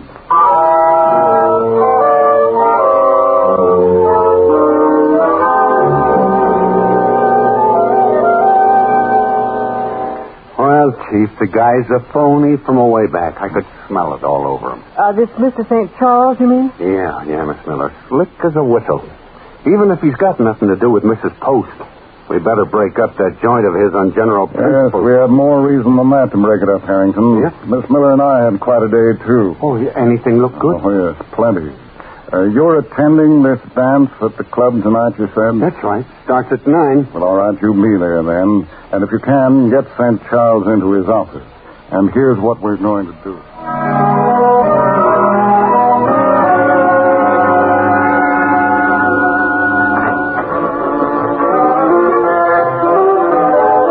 I'm sorry, I'm busy.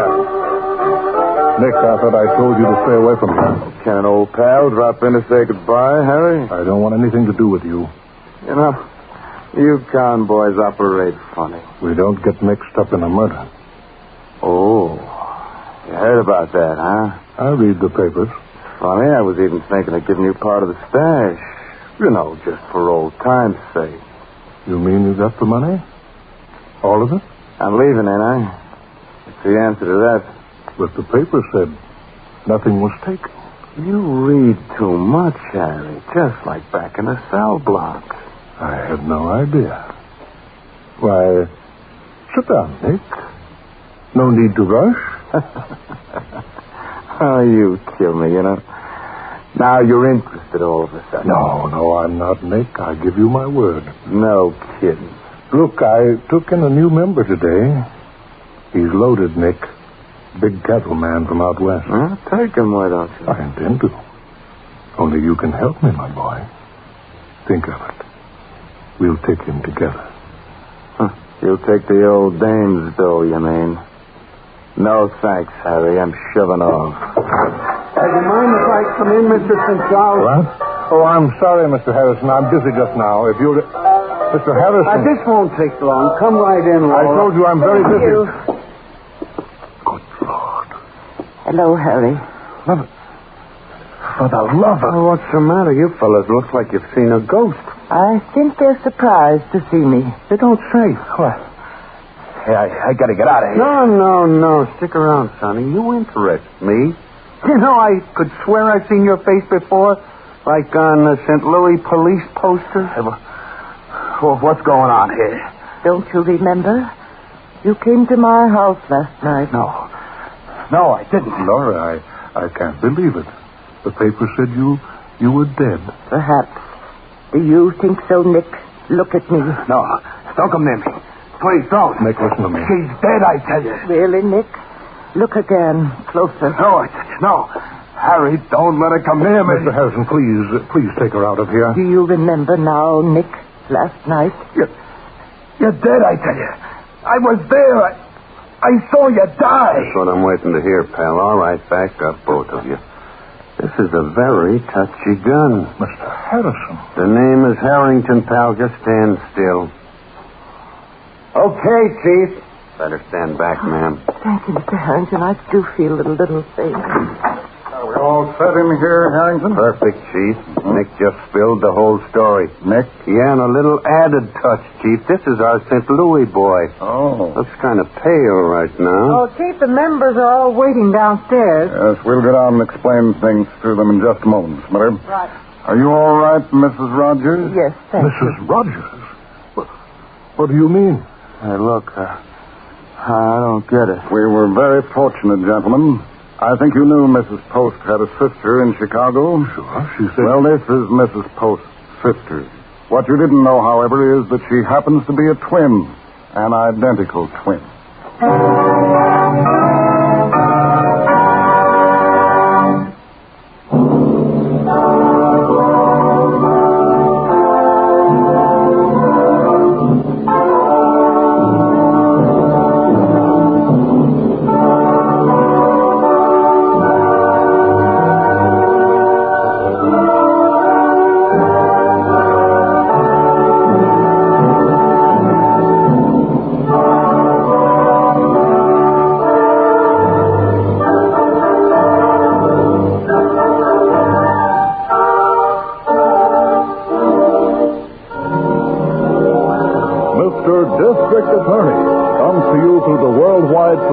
Of the United States Armed Forces Radio.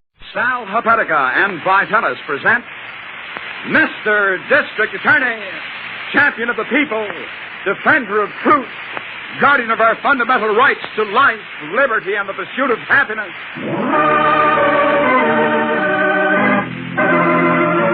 And it shall be my duty as District Attorney not only to prosecute to the limit of the law all persons accused of crimes perpetrated within this county, but to defend with equal vigor the rights and privileges of all its citizens. Mr. District Attorney is brought to you in the public interest as part of the constant fight for a better America by Bristol Myers, the makers of Sal Hepatica for the smile of health and Vitalis for well-groomed hair. Sal Hepatica, Vitalis. And tonight, the case of the money machine. Who is it? Let me in, Joyce. I got him with me. Is he all right? He won't get violent or anything. Well, of course he's all right. Sit down, Frank. Take off your coat. Can he understand, Emil? Take off your coat. You hear me, Frank? I understand. I was worried sick. I still am. Worried? Now, you just sit there, Frank. You don't have to talk. Oh. Did it go all right? Yeah, there was nothing to it. I slipped in the back door of the asylum, got him out of his room, and here we are. Didn't take an hour. You're sure they won't miss him before morning? Oh, look, Joyce, I told you I used to work in the joint 3 years ago. I took care of cases like him. Oh, I know, but won't He's just like a lump of putty or something. You set him down and he stays there. Well, he doesn't look crazy, I'll say that for him. No, he lives in a state, something like that. They got a lot of them like him. Always seem to be thinking about something a million miles away. Frank? Now leave him alone. He's all right. Give him a pan of water after a while. We'll keep him in the back room until we hook up with the carny. A pan of water? Like a dog? I don't want him cutting himself on any glass, kid. He's a little money machine. I still wonder if it'll work. No carnival wants a guy working. You ought to be in a hatchery. Well, who's going to know? He'd be a sensation, I tell you. We used to turn him on all the time when I worked the hospital. Turn him on? Yeah, sure. The doc explained it one day. He's got a mind for figures, see? That's why I thought we'd build the act as a lightning calculator. You like it? Ask him something, Emil. You know, just like you were a square in the crowd. Oh, sure. He likes it. All right, Frankie. Here's one for you. You ready? Look at the way his eyes light up. Go on, ask him. Oh, yeah, sure. Multiply, Frank. 3, 6, 9, 2, 1, 8. Got that? 3, 6, 9, 2, 1, 8. Times 403. Got it? Times 403. All right, boy. What's the answer? The answer is 148,794,854.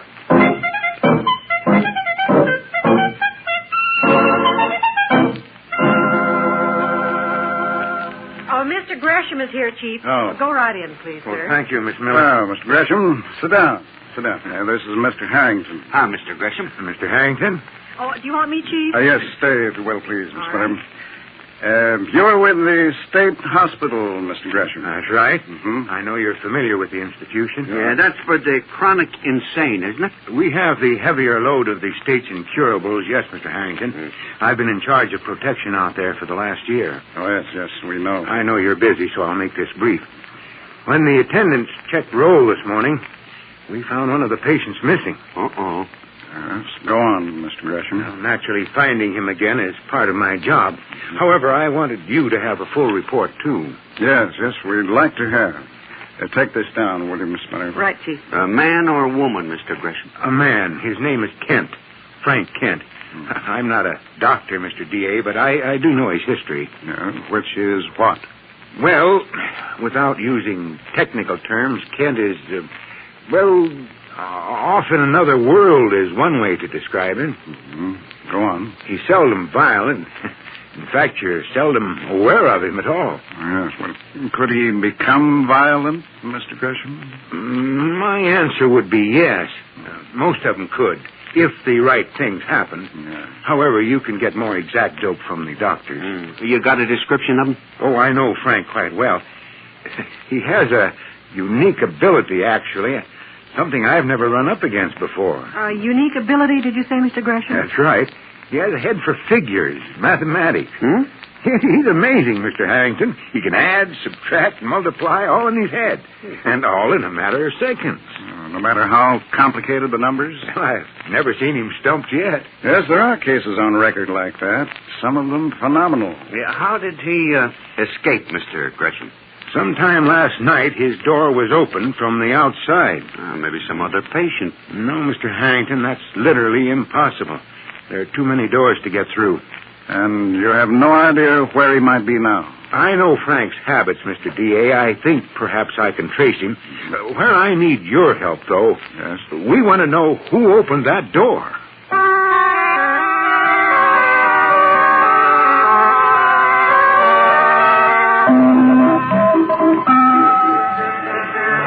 Here he is, my friends, the mathematical Mr. Hire. He adds, he subtracts, he multiplies, he divides any number you name. Get that, friends? Any number, no matter how long it falls. And now, just to show you what he does on the inside, here's an actual demonstration before your very eyes. Miss Booth. Yes, Mr. Hudson. Is the lightning calculator ready? Quite ready, Mr. Hudson. All right, folks, give me a number. Any number, just shout it out. You, sir. Beg pardon? All right, now, 596. Thank you, sir. 596. And you, sir, will you supply the second number? Anything at all, sir? Beg pardon? All right. Times 384. Got that? We're ready, Mr. Hudson. Times 384. The answer, please. The answer is 228,864.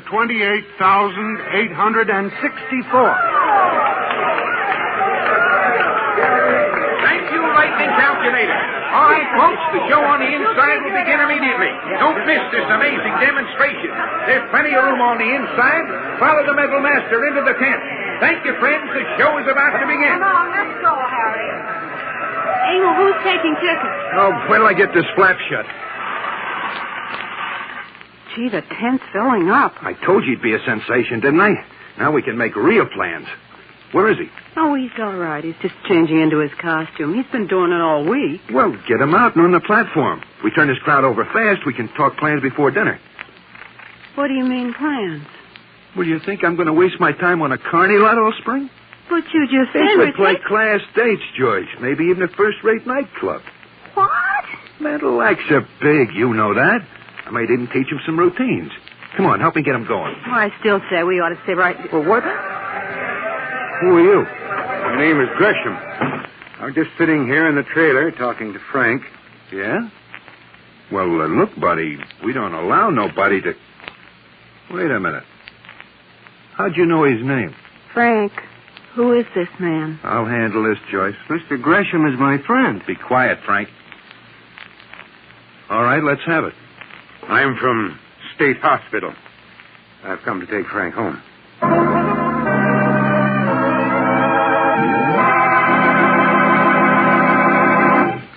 In the morning when you awaken with a dull, headachy feeling because you need a laxative, you want relief, fast relief. And you get fast relief when you take gentle, speedy Sal Hepatica. Sal Hepatica, taken before breakfast, brings gentle, speedy relief, usually within an hour. But if it's not until much later in the day that you feel miserable and logy because you need a laxative, well, then, too, you want fast relief. And for fast relief, take sparkling Sal Hepatica 1/2 hour before dinner. Get gentle, speedy relief before bedtime. Yes, for really fast relief, anytime, morning or evening, take Sal Hepatica and avoid laxative lag. That feeling of discomfort that continues for hours until the ordinary slow-acting laxative brings relief. What's more, because Sal Hepatica is antacid, it will also sweeten a sour stomach. Anytime you need a laxative, take Sal Hepatica and get gentle, speedy relief. Morning or night, get feeling right with gentle, speedy Sal Hepatica.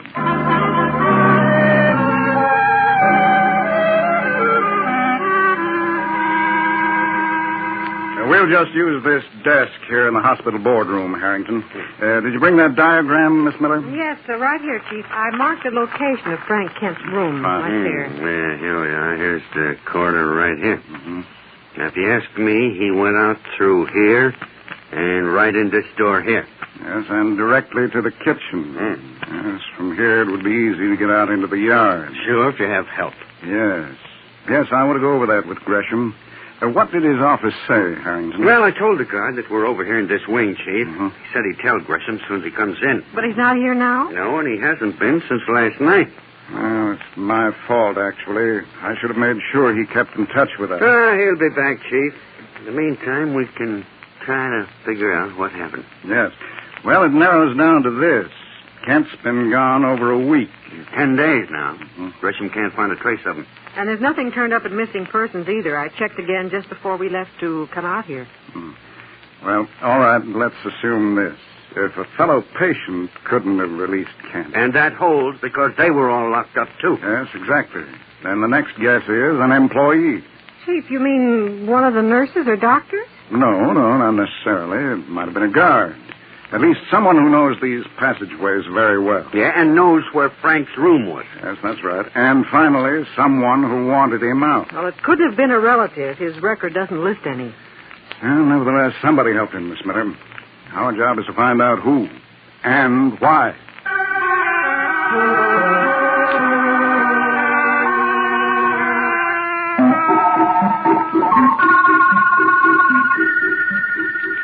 Don't worry about Frank, Gresham. Joyce will bring him right back here to the trailer. As soon as the show is over? I promised you, didn't I? You don't want that audience to riot, do you? Well, all right. Can't be much longer. Well, it sure was a surprise to me, I'll tell you that. Hey, care for a drink? No, thanks. What was a surprise? Finding out Frank was in a nut house. I hope you know I wouldn't have had anything to do with him if I'd known. You'll still have to answer some questions. As I explained, there's some doubt about how Frank got out. And you got me. He turned up here in the Carney, and I hired him. That's all I know. You've always been with the carnival? Yeah, for years. What makes you ask that? When I was standing in the crowd outside, I asked some of the other performers about you. None of them seemed to know much. Oh? You ask at the front office? Not yet. I imagine the district attorney will see to that. The DA? I told you his disappearance could have become very serious. Oh, sure. Well, tell me, how'd the DA find him here? He didn't. I did. Oh. Then he don't know you found him yet. Not yet. My job is to see that he gets back. Sure. Well, you can count on me, Gresham. Like I said, he turned up and I hired him. That's about all I know. He looks thinner than when he was at the hospital. Has he been well? You got me. He seemed to want to be alone, so I didn't bother him much. I see. They're taking a long time. The crowds are crazy about him. He'll quit in a minute. Joyce handles the questions for him. Amazing. I had a hunch I'd find him in a place like this. That's why I looked in that magazine. Billboard? Yeah. Yeah, you told me. It's hard for me to believe. What is? Oh, that he could, have a couple of screws missing. He's such a simple guy. His mind isn't. He's sure nuts about figures. You, sure you won't have a drink? No, not now. Just cheap whiskey. I don't usually go for drinking myself. Take a bottle like this. Simple-minded jerk. How do you like it now, huh? Come on, you loosen up the chair. Come on, Frank. We got to change him.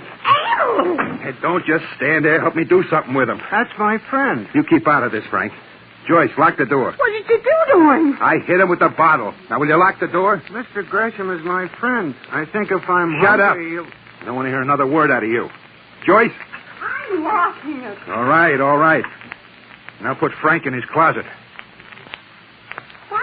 You heard me. Put him in and lock it. Go on. Not now. I want to stay with my friend. Go with Joyce, Frank. Go on. Come on, Frank. In here. Please? Aim on. Frank, get in there. You want a belt in the teeth? No. In here, Frank. That's good. And don't make any noise. Any more orders, mastermind? Now, don't get smart. Smart? When you just hit him over the head? You think I'm going to let him take Frank back after all my work? He'll only find you again, Emil. I told you this was no good. Oh, look, this creep was on his own. All I got to do is change my name. And Frank's, too. What happens when he comes to? You going to keep hitting him the rest of his life? I don't have to. Why not? Do you think he'll ever come... What do you mean?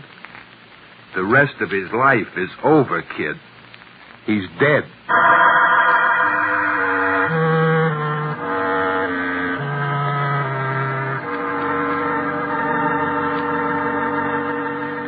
I'm sorry, Harrington.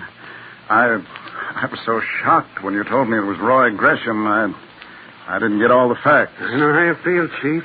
I couldn't believe it either. Harrington, you said he died from a blow on the head? Yeah. Doc Hogan's got him downstairs in the morgue now. Where was his body discovered? In a boxcar. What? Yeah, in a boxcar on the railroad side, Miss Miller. Switch out about 10 miles out of town. His death occurred there? No, I got it, Chief. There weren't any sign of fight or anything. It's more like somebody killed him and then threw him in the empty car. Yes, well, we'll know more when Dr. Colgan's through. How about his effects? Everything was on him. Keys, identification, billfold. How much money? About $40. Stuff's all coming up in an envelope. Jewelry? Yeah, watch, ring, the usual. I see. Well, robbery is pretty well ruled out then. I think so. Yes. Get the state hospital on the phone, will you, Miss Miller? Oh, sure, right away, Chief. I asked Gresham if Frank Kent could turn violent. And he said if the right things happened. Yes. I wonder if they did.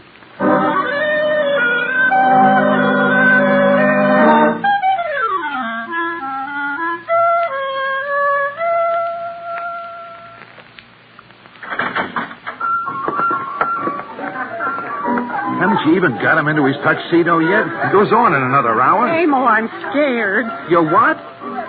All right, shut the door. The door. Never mind, Frank. I wasn't talking to you. I said shut the door. Yes, Emil. There's nothing to be scared about, Joyce. You saw the papers this morning. They barely mentioned that bum from the hospital. I mean here. This isn't a carny anymore, Emil. This is a nightclub. Hey, you're telling me. $40 a night. The police will be looking for Frank. Don't you see that? More than ever now. So what? So what? When they find Frank, they'll know about that man. Ah, you think I'm a dope? You think I ain't got that squared away? Joyce, shut up. Look, kid. Who was looking for Frank? Gresham, wasn't it? Mr. Gresham. Shut up or I'll throw you in the closet. What if they do find him? But who will they think killed him? Me? Or a nut who escaped? You mean you're going to tell them Frank killed him? Mr. Gresham. I'm telling nobody nothing. Chances are it'll be a long time before they find us. But if they do, what then? They'll assume Frank conked them. It's natural. Mr. Gresham is dead. We know that, Frank. You're my money machine, kid. And I'm keeping you turned on full.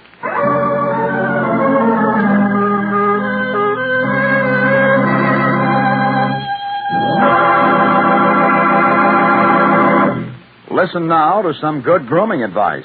Every Jane and Judy and Alice goes for guys who use Vitalis. They have handsome, healthy-looking hair when they give it live-action care. So be one of those well-groomed guys. Well-groomed and Vitalis-wise. For live-action care of your scalp and your hair.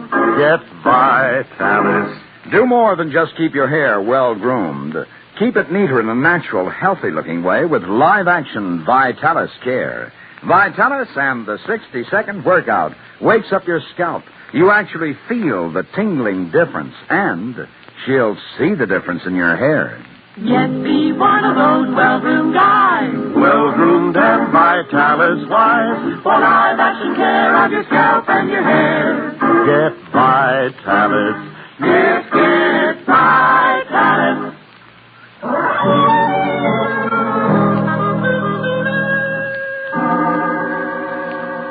When the doctor out of the hospital calls, let me know, Miss Miller, will you? All right, I will, Chief. I've asked for a full report on Kent's condition. Uh-huh. At least if we understand his illness, we'll know what to expect. And where to find him. Yes, I'll get that. Oh, all right. Maybe the doctor. Yes?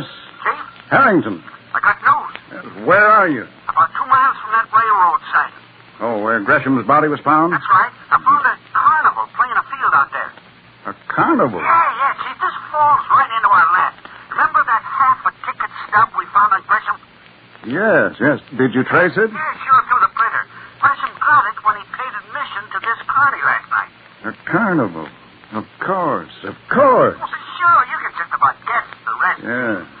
Frank Kent was in the sideshow here until this morning. Yes, who with? Oh, a guy named Emil Hudson.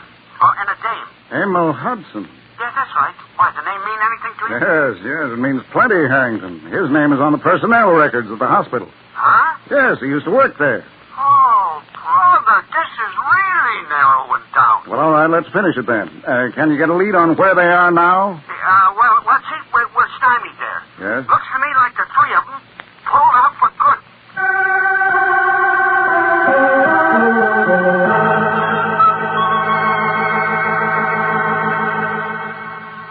Joyce. Sit still, Frank. Now fix your tie. Mr. Gresham. Don't keep mentioning him, Frank. He's my friend. Yeah, I know. Mother, I want to introduce my friend. What? He wants me to walk to school with him, Mother. May I? What are you talking about? If I walk with my friend, they can't laugh at me. Not if I'm with him. Sure. Sure. Now, hold still. You go on in half an hour. Don't laugh at my friend, Mother.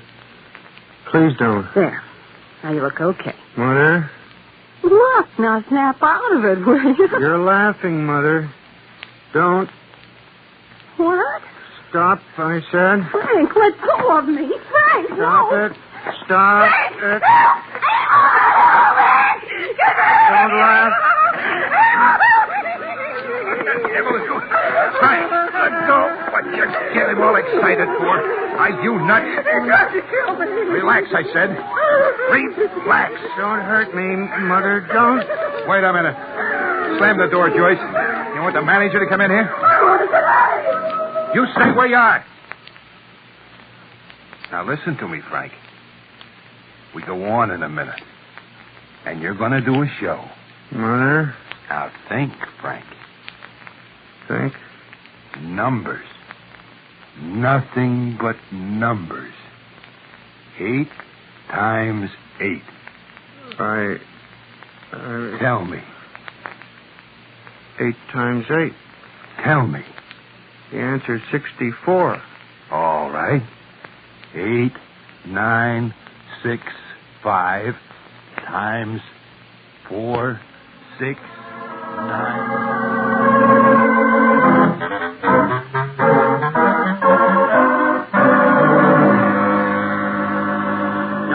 I'll call back. Yes, thank you. Yes, that's right. Yes, I have that. Yes. That's right. Yes, thank you. No, that's all we need. Right? Chief, nothing so far. Me neither. That's all right. We're finished. What? Yes, almost finished, Harrington. Get your things, Miss Miller, and you too, Harrington. You got what we want, Oh, Chief? I'm sure of it. Now let's go.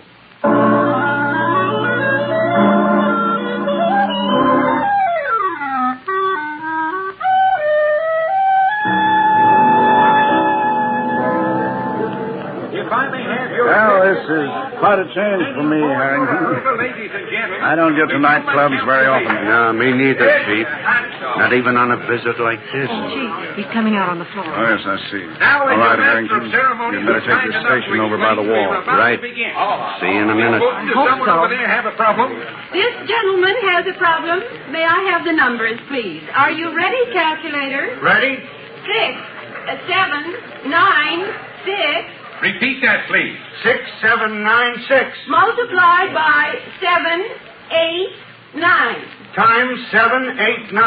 The answer, please. The answer is 5,362,044. I thank you. May we have another question, please? You, sir? Yes, I have a question. Go right ahead, sir. The human calculator never fails. May we have it quiet, please? Go ahead, sir. My question is, who killed Roy Gresham? Wait a minute. Who killed him, Frank? Tell me quickly. Stay put, sister. I'm right behind Frank? Amo killed him. Amo hit him. Shut up. All right, boy. Just stand where you are. All right, just stay at your tables, ladies and gentlemen. This is all part of the show. Brophy's at the door, Miss Miller. See that he takes charge of Frank. He's all right, Chief. He isn't moving out of his chair. Let go of me, you clown. What are you trying to do? Amo, make him stop. All right, take them out the side, Harrington. Come on, both of you. This show is over.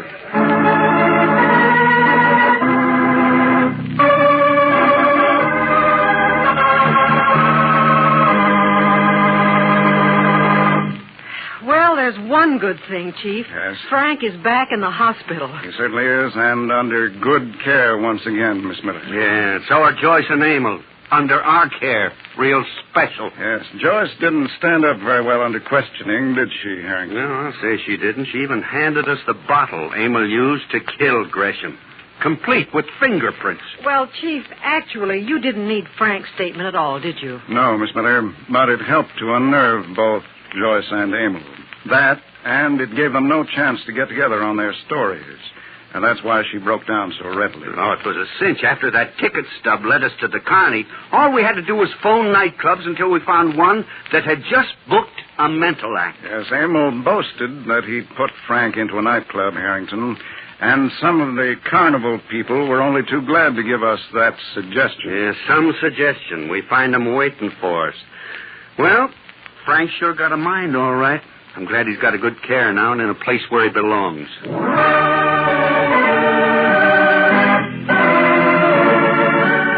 Ladies and gentlemen, we are happy tonight to join the San Francisco Junior Chamber of Commerce and station KNDC in naming our first honorary Mr. District Attorney. He is 15-year-old Alvin Julian of Sequoia High School in Redwood City, California. Alvin, at great personal risk, lowered himself into a narrow drain pipe to rescue a 13-month-old baby that had fallen 10 feet into the pit. Our first honorary Mr. District Attorney, Alvin Julian. Information on how you can become an honorary Mr. District Attorney can be supplied by the station to which you are listening. You know, ladies and gentlemen, in each of us somewhere there exists fear. A clever criminal realizes this, and often he can twist that fear into tragedy. We encounter such a man in next week's highly dramatic case of Scared to Death, and I urge you to join us for it. Until then, thank you, and good night.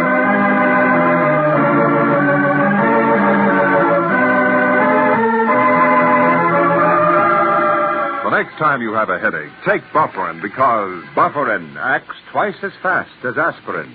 Here's why. You see, no tablet, no powder can relieve pain until the pain-relieving ingredient enters your bloodstream. Bufferin, with its exclusive formula, gets into your bloodstream twice as fast as aspirin. That's why it acts twice as fast as aspirin to relieve pain. So for fast pain relief from headaches, neuritis, neuralgia, get Bufferin at drug counters everywhere. Bufferin. Bufferin. The names of all characters in tonight's dramatization are fictitious, and any resemblance to names of living persons or actual places is purely coincidental. Our stars were Jay Justin in the title role, Len Doyle as Harrington, and Vicky Vola as Miss Miller, with music by Charles Paul. The program was produced and directed by Edward A. Byron and written by Robert J. Shaw. Mr. District Attorney was originated by Phillips H. Lord. And remember, Sal Hepatica for the smile of health, Vitalis for well-groomed hair. Sal Hepatica, Vitalis. Fred Utel speaking for Bristol Myers, who invites you to tune in again next week for Mr. District Attorney. By transcription. The Mutual Broadcasting System proudly presents Mr. District Attorney.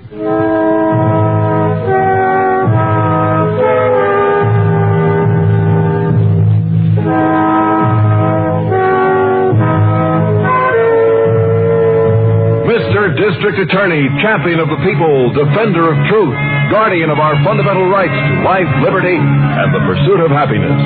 Mr. District Attorney, transcribed, starring Jay Justin in the title role, Len Doyle as Harrington, and Vicky Vola as Miss Miller.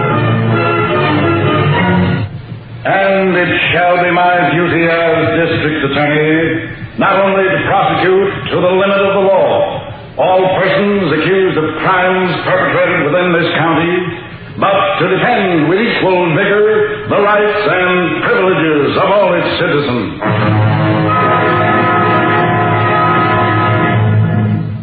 In a moment, Mr. District Attorney, but first,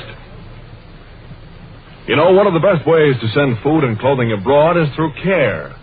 This way is efficient, economical, and on a person-to-person basis. For CARE offers a wide variety of packages to fill many needs. There's the food package, which is designed to supplement the rations of a family of 4 for a month.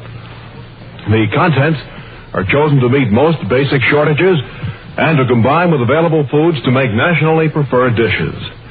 You know, you can send a parcel that contains enough food to feed a baby for 1 month, and each CARE package is delivered to the family chosen by you. If you do not know someone abroad you would like to help, you may designate a category, such as a French orphan or Greek farmer. Delivery of your package is quick. Orders placed in the U.S. or air cargo to designated countries where deliveries are made from local CARE warehouses. Signed receipts obtained upon delivery are mailed back to you. For further information about CARE packages, contact your nearest CARE office. This message is brought to you as a public service.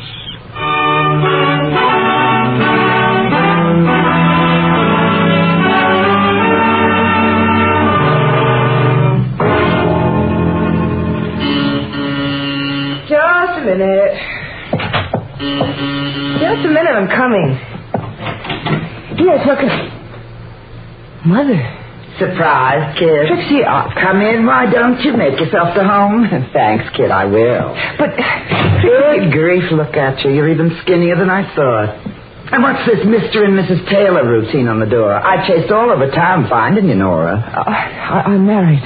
Your what? Ed, my husband's at work. He'll be... Stop mumbling, child, and stop gaping, will you? It's me, all right. So you're married. Legal? Trixie, you can't come here like this. You just can't. Well, I must say, that's a fine way to greet your mother. And me coming straight here the minute they slammed the doors behind me. I didn't know. I hadn't kept track. Ever hear of good behavior? You just keep your nose clean up there and they let you out early.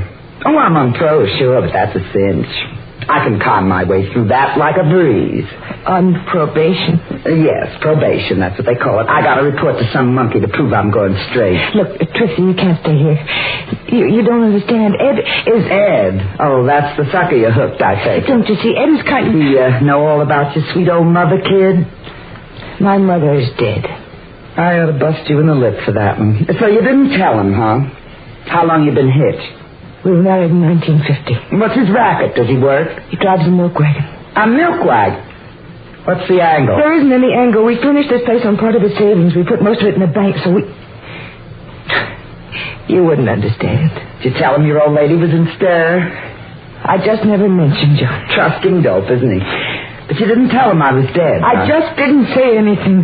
What time's he due home? Tonight, 6:30 usually. Good. That gives us a couple of hours to dope out something to tell him. Trixie, you can't stay here, do you hear me? You can't. Now stop yapping, will you? I can handle your Ed all right. And, you better drop that Trixie routine. From now on, it's Mother. And mothers come home to stay.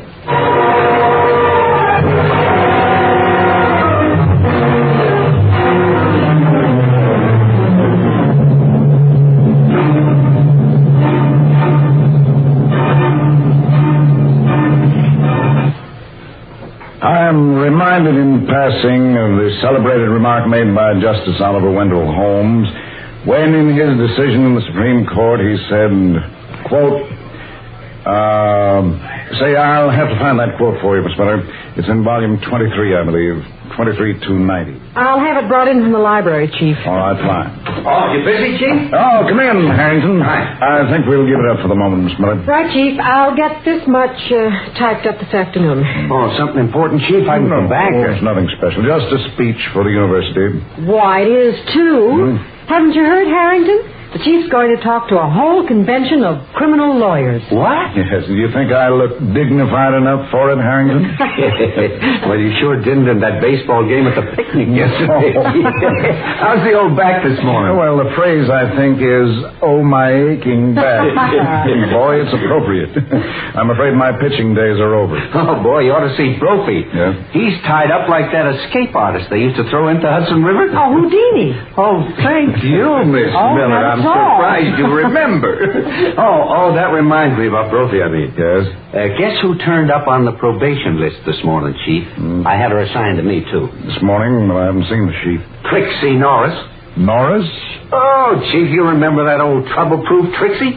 Got the itchiest fingers in town? She went up on a dead right when we cleaned out Lippy Defense. Oh, yes, I remember. So she's out, is she? Yeah, going straight, she says.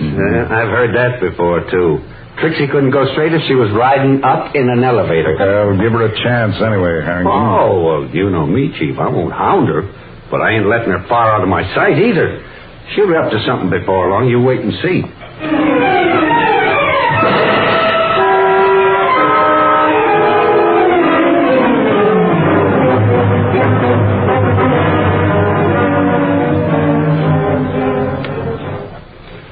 Ed, dear boy, you look tired. Let me get you your slippers, huh? Oh, don't bother, Mother Norris. Matter of fact, I'm going to turn in. Oh, now, Ed, if you and Nora have something planned, don't let me interfere.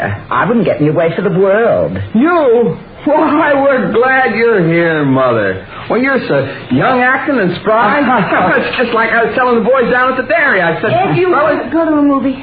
Oh, you got the dishes all done, Nora? To a movie, indeed. Ed's going to get a good night's sleep, aren't you, son? Well, I sure could use it, Mother. Oh, I have to get up awful early. Now, you just run along to bed, and I'll see that the house is just as quiet as a mouse. Oh, not you, Nora, dear. Mother wants to have a little talk with you. Talk about what? Just little things, dear. Say good night to Ed now. Well, night, honey. Night, Mother Morris. Good night, dear boy. Sleep tight. Good night. Of all the squares. Trixie, I insist that you get up. And if you call me Mother Norris, I'll crack you in the teeth. Look, I've been thinking. You've been thinking. What won't they dream up next? Listen, Nora, I need more money. But I gave you $5 this morning. $5? Come out of the bush league, will you? I need real dough. Trixie, I haven't got it. I told you. Ed has. What about all the savings he's got stashed in the bank? That's for something else. And what's more important than your mother? I told you. If there's a baby. A baby? Well, I'll be. Now, listen, kid. That bank account, it's in both your names, huh? Yes, but I don't see what that's got to do with it. You don't see nothing. You know what that worm is doing to you? Take my advice, girl, and do something about it before you lose him. Before I lose him, Ed? I don't mean Milton Berle. This boy's on the run. Oh, that's crazy. Is it? He's got a dame in every cottage on his milk route. You better wake up and face it. You keep saying that, and it isn't true. I know men, Nora. You're losing him, kid. You think he's working when he doesn't come home all day? I told you he has to work in the dairy after he gets through delivering. That's a fancy name for it, all right. Oh, I'd die if I lost Dad. I'd just die. Look, you want some good advice, kid? And so help me, I've seen it work time after time. Seen what work? When your man's getting away from you, Nora, there's one sure way to get him back. Make him sick, kid. That's the answer. Sick? I don't understand. All right, so I'll draw pictures. When a man's helpless, you can get to him, see? Mother him, nurse him, make him see how much he needs you. Yes, but... And when a man's sick, he is helpless. You get it? Yes, but Ed isn't sick. He's stronger than us. Oh, there's ways to make people sick, you know. There are? Get me some of that rye out of the cupboard like a good girl, and I'll tell you just how this thing goes.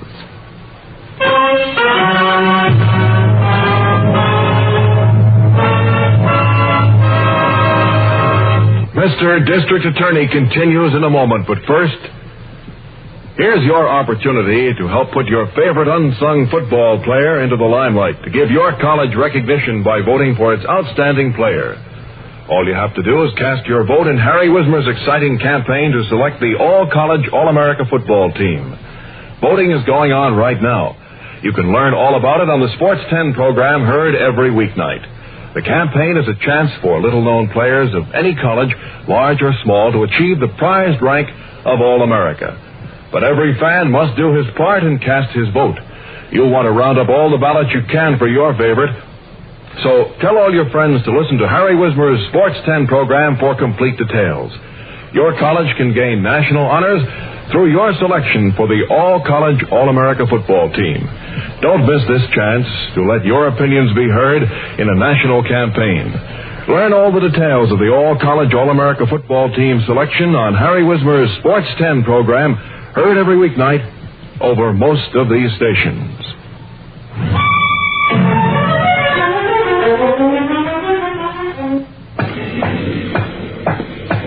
Hey, Trixie. Hey. Hiya, Trixie. Hey, wait a second, will you? What's your hurry? Huh? Oh, it's you. I thought it was a beautiful morning. Oh, now that's no way to greet an old friend, Trixie. Look, Harrington, I report to you on Mondays. This is Wednesday. Stop following me, will you? I'm not tailing you, Trixie. I was just standing here on the corner. You passed by, that's all. It's okay to say hello to a pal, ain't it? You and me, pals. Well, ain't we? You know, you old goat, it's too bad you're a cop. We might hit it off at that.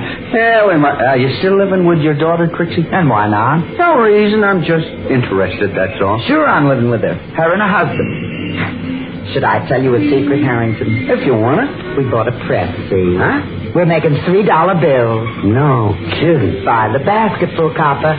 Drop up sometime. I'll give you a fistful and you can put it on a horse. Oh, you playing the horses these days? Funny, aren't you? Rule for 94. People on pro don't gamble. Do they, Harrington? So you're really hitting the old straight and narrow, huh, Trixie? Buy me a beer sometime and maybe I'll tell you all about it. You know, I think you would at that. You're quite a gal, Trixie. Oh, I'll bet you say that to all your pro kids. Go on back to the DA, Sonny, and tell him little Trixie is flying high, see? High, wide, and straight. Get it? I'll tell him, Trixie, and you know he'll be glad to hear it. That's right. Well, see you around. Yeah, sure, Trixie. You'll see me around. Street corners, middle of the block, practically any place that you happen to be.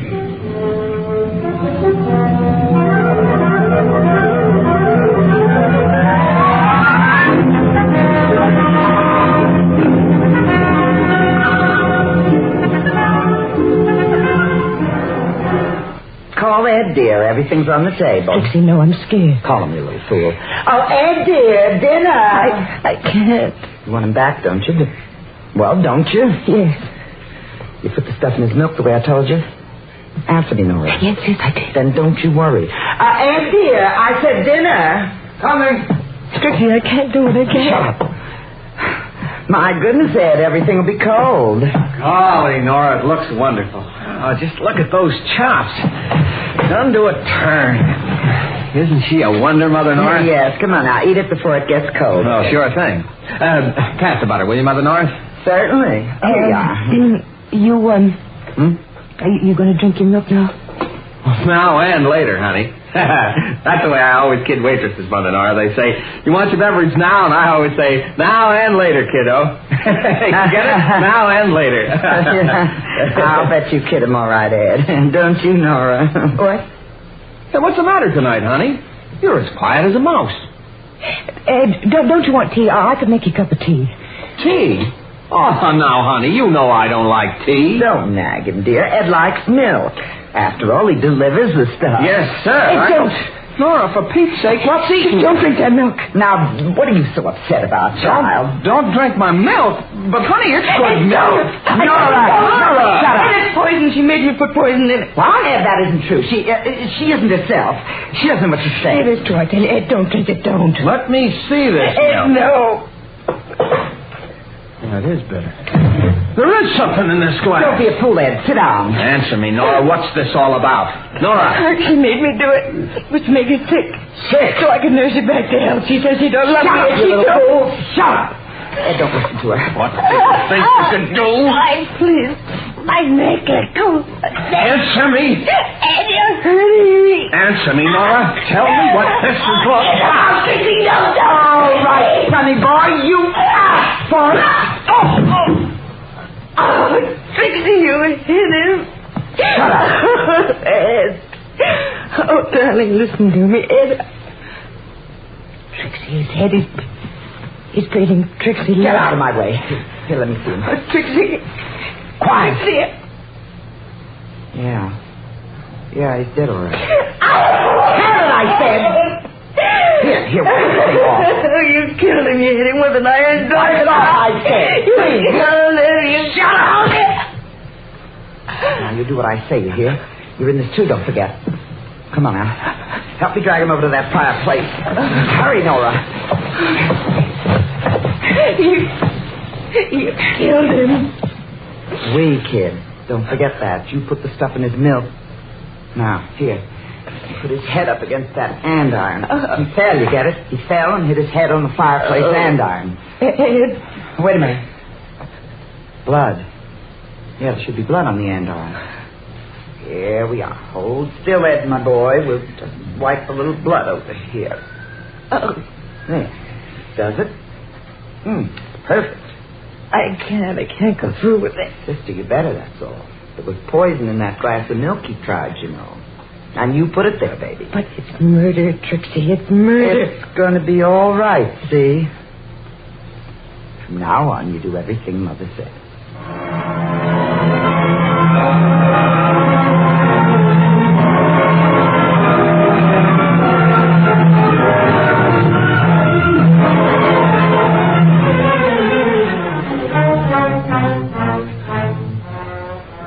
Come on now, Trixie, open up and tell us what really happened. I told you a dozen times. He got mad while we were having our dinner. He sat there, Trixie? Yes, sir, right there. Order a picture of that chair, Miss Miller, will you? I will, Chief, as soon as Ray gets here. Go on, Trixie. So Ed gets mad, huh? And then what? Well, he got up and started for Nora. She was standing in front of the fireplace, weren't you, dear? Yes, I was. So Nora ducked. Ed fell against the fireplace, and when he went down, he cracked his head on that andiron. Right, Trixie? Right. You can see the blood yourself. On the andiron, you mean? Oh, look for yourself. Yes, I did, Trixie. Put that on Ray's list, too, Miss Miller. Right, Chief. Well, Chief, now what? I want the body sent to the morgue, Harrington, as soon as the photographers are through. Check. Tag it, will you, Miss Miller? Yeah, got it made out. I want to go over this room thoroughly, Harrington. Tell Brophy we'll need prints and pictures all the way through. Yeah, right. What about Trixie and Nora, Chief? You want me to take them in? Why, Take us in? And what for, I'd like to know. Just because I'm on pro, you cops think... All right, Trixie, all right, quiet down. Well... Nothing to get excited about. I'm not taking you in. Huh? That's better. Well, but later, Harrington. Let's get the apartment checked first, and then we'll decide what's to be done. In the meantime, Trixie... Yeah? You understand you and Nora are to stay here. Just a formality, but see that you do. Yeah, I'll leave a man downstairs, Chief. Right. And now let's get started. We have a lot of work to do.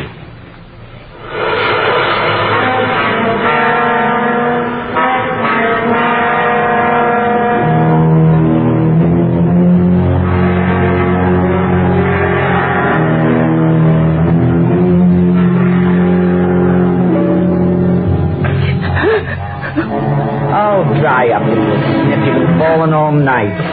I can't help it, Trixie. I'm scared. I don't know what to do. Look, Nora.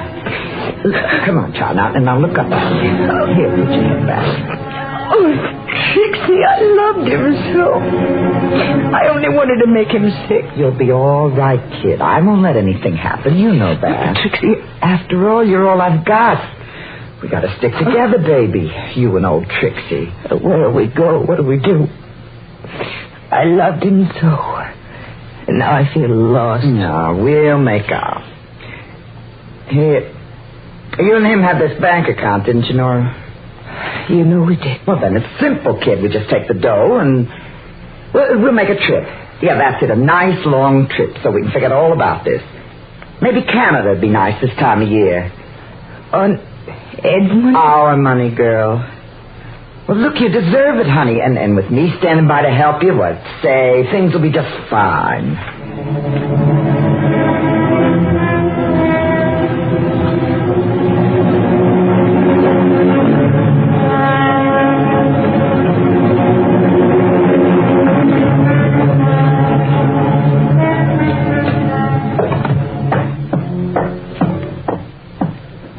Chief? Yes, Harrington. Yeah, Brophy's back from the Taylor apartment. He's got the andirons with him, just the way you said. Good. Put a tag on them, William Smiller. Oh, right away, Chief. Oh, and one thing more. Yes? I asked Brophy to bring down some other things from the apartment, Miss Miller. Tag everything, and I'll be out to check it in a moment. Right, Chief. Other things, Chief? Yes, it may not be much, Harrington.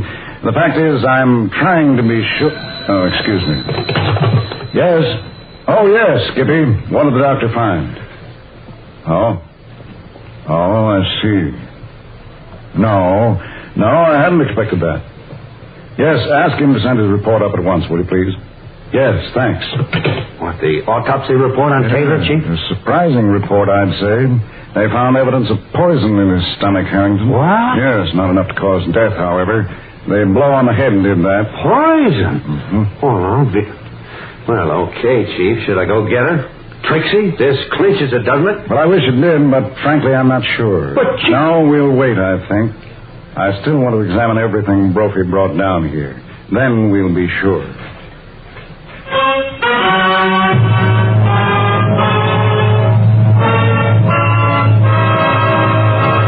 Mr. District Attorney continues in a moment, but first, we are at the beginning of rough winter weather.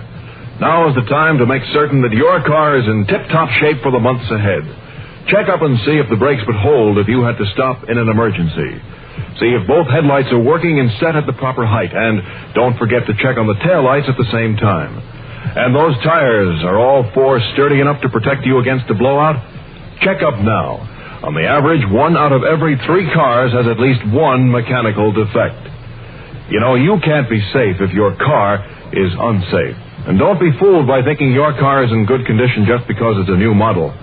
Some parts wear out rather quickly, and failure to keep cars in good condition is one of the basic causes of accidents.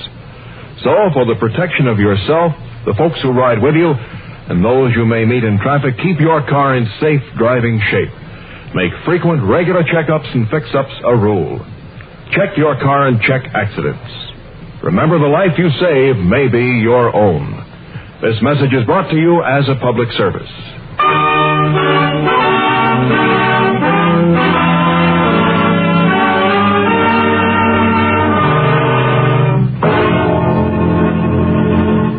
Oh, don't be so stubborn, Nora. After all, I know how to handle money. But Trixie, it was his savings. I haven't got the right. Right. Will you get it through your thick head that he's dead? That money belongs to us. I wish I could be sure what to do. I'll tell you what, sure, young lady. Unless you do what I tell you, you'll end up with a murder rap on you. But Trixie, Poison, remember? Now get smart, kid. Draw that dough out of the bank, and as soon as the DA gives us the word, we'll head for Canada. I can't do it. Why, I ought to beat some sense into you. Trixie, who's that? Cops, probably. They'll swarm all over the joint until they're satisfied.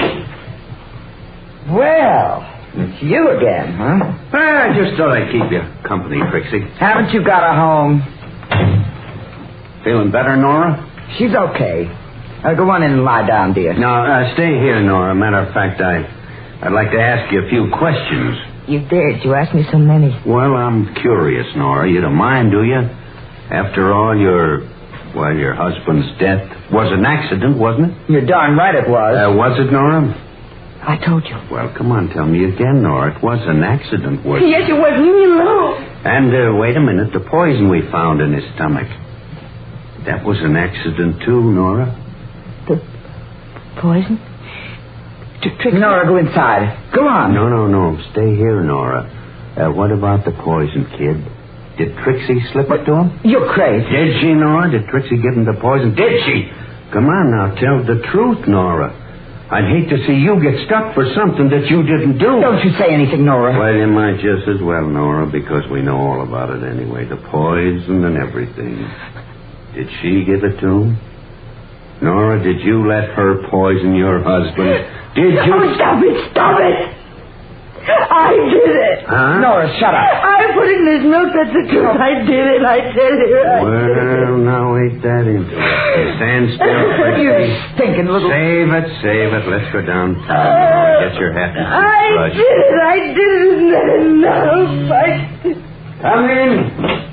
Oh, Harrington. Well, I'm glad you're here. Oh, it's all sewed up, Chief. Mm-hmm. Come on, Nora, get your hat. Harrington, you mean Nora did it? She just admitted it, Miss Miller. Nora's ready to talk, Chief. She put the poison in Ed's milk. Oh, is that right, Nora? Nora, don't talk. Yes, I did. I told you I did. All set, Chief? Why, yes, Harrington. I think we're all set. Take Trixie downtown and book her. What? Trixie?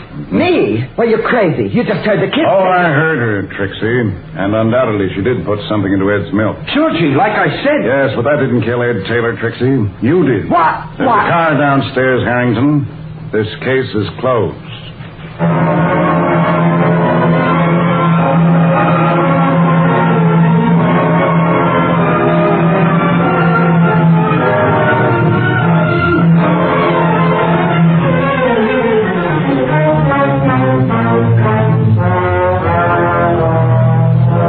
Mr. District Attorney continues in a moment, but first, Mutual believes that if something is good, then there should be more of it.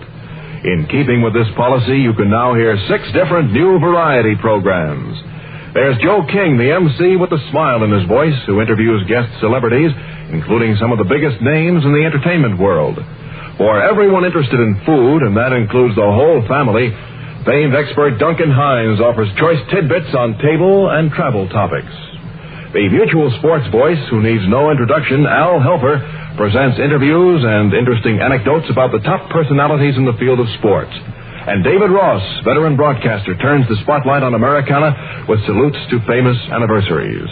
One of the best-known and best-loved of actors, Edward Arnold, gives a great performance as the storyteller. And 2 quick-witted favorites, Arlene Francis and Bill Cullen, join talents to bring a program of smiles. Yes, sir, for something new and different, why not just stay tuned to your favorite Mutual station? You can hear them all every weekday over most of these stations.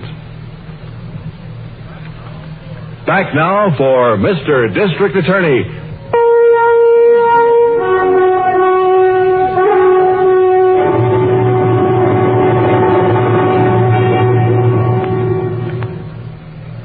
For the murder of Ed Taylor, ladies and gentlemen, Trixie will pay the full penalty demanded by law. And this time, her career is really over. Yeah, and Nora, Chief, what about her? Well, for her complicity in the crime, Nora will be sentenced, Harrington, but I think the court will be lenient. Perhaps even suspend sentence. Oh, I'm glad, Chief. I think she's learned her lesson. I don't think you'll have any more trouble from her. No, nor do I, Miss Miller. Actually, Nora was the victim of a hardened criminal type. Her foster mother, Trixie Norris. Foster mother? Yes, Trixie wasn't Nora's real mother, Harrington. As a matter of fact, Nora was an orphan. Years ago, as we know now, Trixie took Nora in off the streets. Took her in as a child to train her in a criminal career. Just how were you sure it was Trixie who murdered Ed, Chief? Well, she was very clever, Miss Miller, but she made one mistake. She hit Ed with that iron doorstop, you see, the one I had Brophy bring down to the office for examination. And under the microscope, you found blood on it, huh, Chief? Mm-hmm. Blood that they didn't get off with that rag. Yes, that's right, Harrington, and that, I admit, was a stab in the dark, ordering an examination of any heavy, blunt object in the room. But the andiron really proved it, didn't it, Chief? Yes, it did, Miss Miller. Trixie was clever enough to smear blood from Ed's head onto the andiron, but what she forgot was hair. Hair? Yes, strands of hair, Harrington. If he'd fallen against the andiron the way Trixie said he had, there would have been hair as well as blood on its surface. And as you know, there wasn't. And that was that.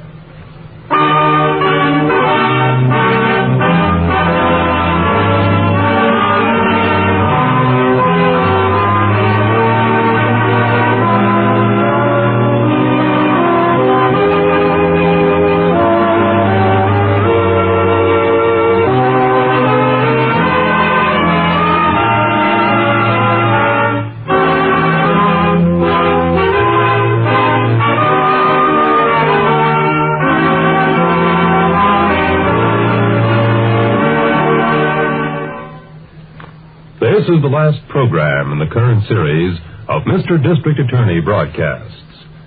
Next week, at the same time, over most of these same stations, Mutual presents Counter Spy, a program designed to help investigate and combat the enemies of our country, both at home and abroad.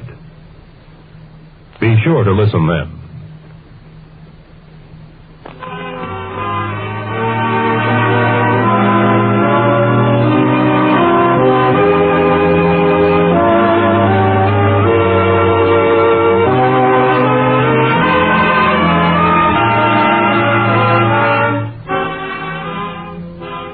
This program came to you transcribed. Colorful San Francisco awakens the entire West Coast with that passable of peppy persuaders, the Breakfast Gang, who welcome the invitation to join you in greeting the dawn each Monday through Saturday morning at 7:15. It's the program designed to start your day off at the right tempo. So be sure you hear the Breakfast Gang tomorrow morning and each Monday morning, Monday through Friday morning at 7:15. Stay tuned now for the latest news on the newspaper of the air with John Holbrook, which follows immediately. This is the Mutual Don Lee broadcasting. Mr. District Attorney, starring David Bryan. Mr. District Attorney, champion of the people, defender of truth, guardian of our fundamental rights to life, liberty, and the pursuit of happiness.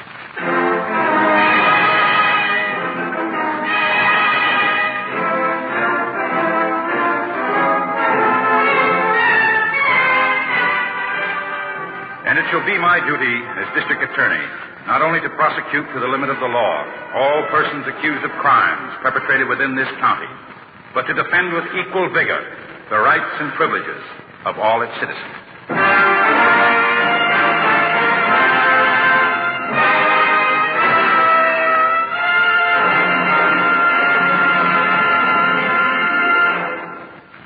This is David Bryan. In a moment, we'll bring you another case from the files of Mr. District Attorney. But first, a word from our sponsor.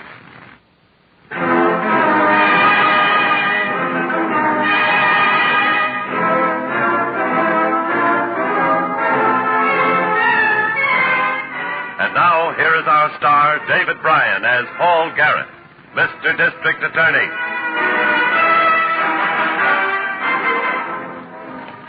As district attorney, protecting the citizens of this county from criminal violence is one of my biggest jobs. Unfortunately, such protection isn't always possible. We are always on guard, quick to take preventive measures to ensure the safety of everyone. But often a situation arises that we cannot foresee.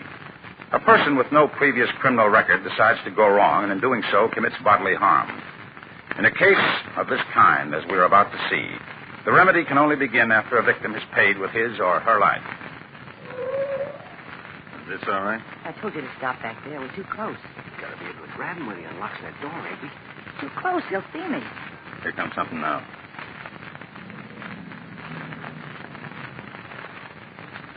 Is that the guy? Yeah. And he's looking right at me. He knows me. You don't know from nothing. Look, he's heading for the door. He'd have said hello if he recognized you. He fired me a week ago. Why would he want to say hello? Why don't you relax? Let's go, Pete. Yeah.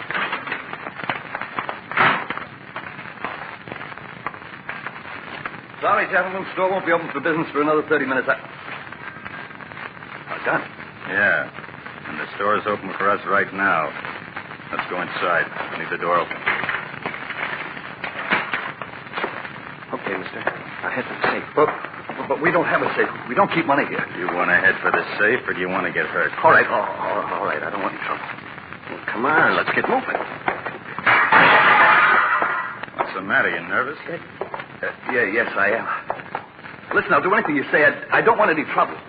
Smart boy. Here it is. All right, get it open.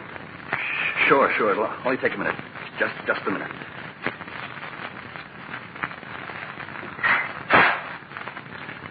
There. Get the dope, Pete.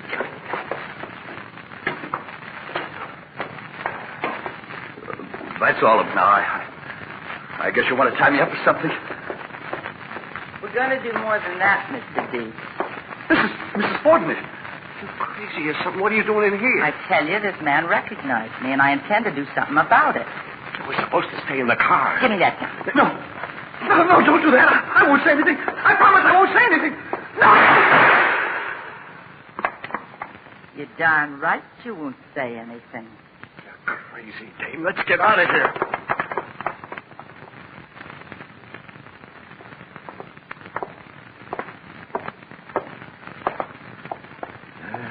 Man works 10 years getting to be manager of a store. Some trigger-happy punk cuts him down with a couple of bullets. Well, there he is, Chief. I suppose there's a family. Yeah. A wife and 3 kids, according to the lieutenant. The oldest kid is 10. Now I'm going to get some real enjoyment out of cracking this one. That goes double on it. Did anyone witness the holdup? Yeah. Plenty of gawkers outside now. Nobody was around when it happened. Make a canvass of the neighborhood. See if anyone noticed a car near the place at the time of the crime. Spend the whole day if you have to. Okay. Is there a telephone handy? Yeah, right over there.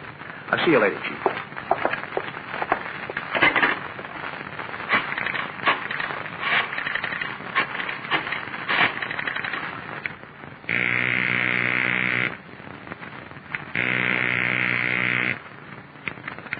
District Attorney's Office. Miss Miller, I'd like you to make a quick checkup on something. We've had a robbery here. I don't know how much money yet, but whoever did it killed the manager of the place at the same time. I want these people, and I want them fast. So get me a police report on any known hold-up artist who might be in this area. Where are you, Mr. Garrett? The Barlow Supermarket on Grove Street, but I won't be here long. I'm going into headquarters for a ballistics report as soon as they can give it to me. Then I want to make an unofficial call. There's a family in the neighborhood that's suddenly without a father. I'm going to see if I can be of any immediate help to them. Where can I get you then? I'll call you back in about an hour.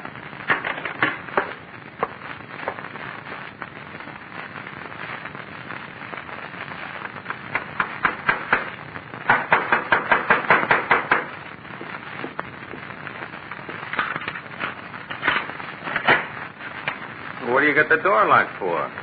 What do you think? If I had my way, we'd blow this town right now. Well, what for? We got away clean. You're getting jumpy. Why wouldn't I be jumpy? Crazy dame killing a man for a lousy $700? There'll be other jobs. We'll do better. Where is she? In there, fixing her face. It's all fixed. Yeah. And it looks real good, baby. Thank you, Lugo. Lugo, I want to tell you something. Yeah, what? I want you to quit calling Don a baby. It's a lot better than what you call it. Never mind what I call it. I'm married to her. Get him. Just because he's married to me, he figures he can call me anything.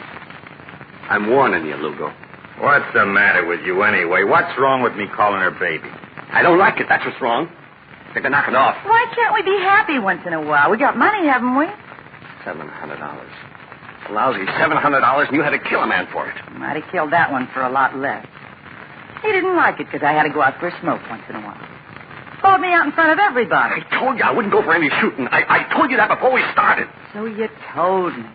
What can you do about it? Well, you killed him with my gun, too. What good does it do for you to carry a gun? You ain't got nerve enough to use it. Oh, let's cut this out and split the money. I can use my half. What are you talking about, your half? I was in on this, wasn't I? Well, yeah, but Pete and me originally figured it 50-50. Who set up this job? Who knew where that safe was? Who knew what time that guy would open up? I don't care what you and Pete figured. We split this across the board 3 ways. Okay. I just assumed you had the dough. Guess you earned it. And I'm going to earn more. Next one's going to be the biggest store in the chain. We'll do a lot better than $700 from that market. Turn on the radio, Lugo. Let's have a little music while we divide this money. Yeah.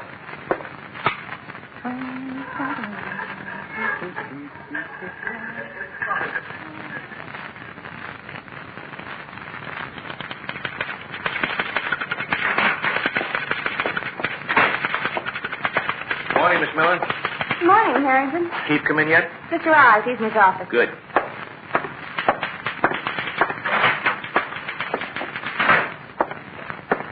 Morning, Harrington. Hi, Chief. Did you find out anything about that market case? I waited until 9 o'clock last night. I finally trained up a couple of people who think they might have seen the car. A gray Suburban, but no license number. No, that's not much to go on. Better check and see if any have been reported stolen. I already checked. There ain't one of them models been stolen in 3 months. Looks as though we're up against a problem. How about picking up the boys who use that M.O.? Well, the ones we know who use that method of operation aren't working in this area. Not with records. No, we've got to stick with that Suburban for our lead, Harrington. And if they didn't steal it, you wouldn't think crooks would be foolish enough to use their own car, would you? Not unless they're real morons. You know, Harrington, they might have rented that Suburban. Yeah, that's a thought. And when you rent a car, you have to come up with identification. Yeah, you do. Get started on our car rental agency. You take one phone and have Miss Miller take the other. Right away, Chief.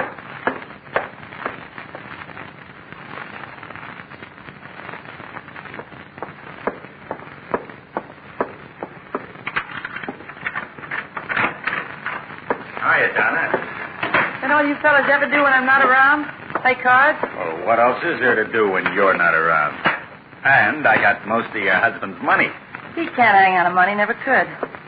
Whew, there's smoke in here. I open the window. You need a ventilator the way you guys smoke. What do you got in the boxes? I bought myself some new clothes. Oh? I did something else while I was out, too. What? I cased that Grand Street Market. Gab was one of the checkers. Just like where I worked, only more volume and a lot more money. When do you figure we ought to do it? Why not this week? I think we ought to wait. It's too soon after the other one. What difference does that make? Well, I think it's too soon, that's all. If we listened to you, we'd never get anything done.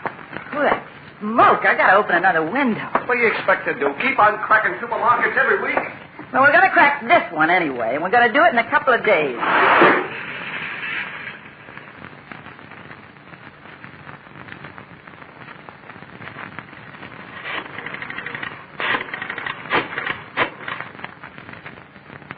Hello, Acme Car Rental Agency?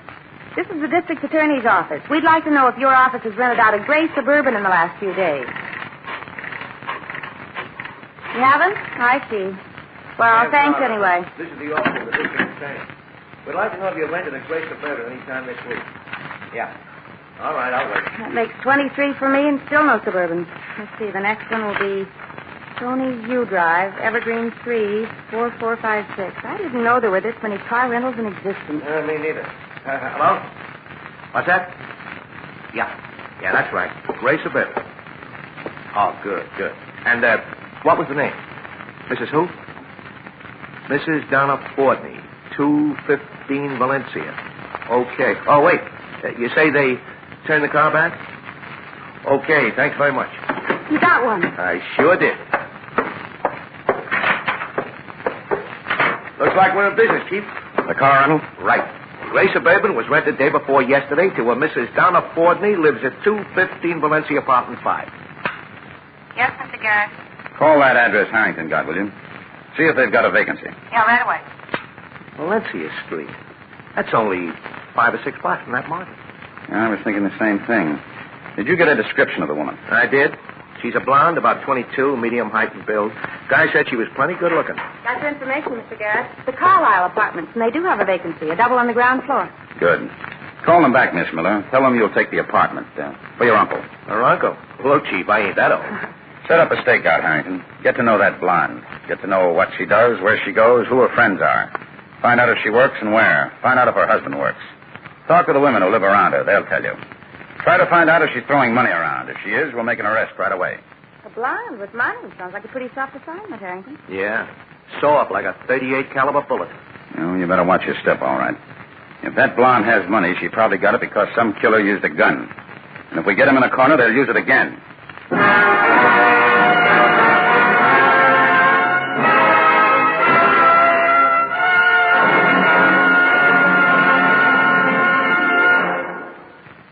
This is David Bryan. Before we continue with Mr. District Attorney in the case of the supermarket killer, here's an important message I'd like you to hear.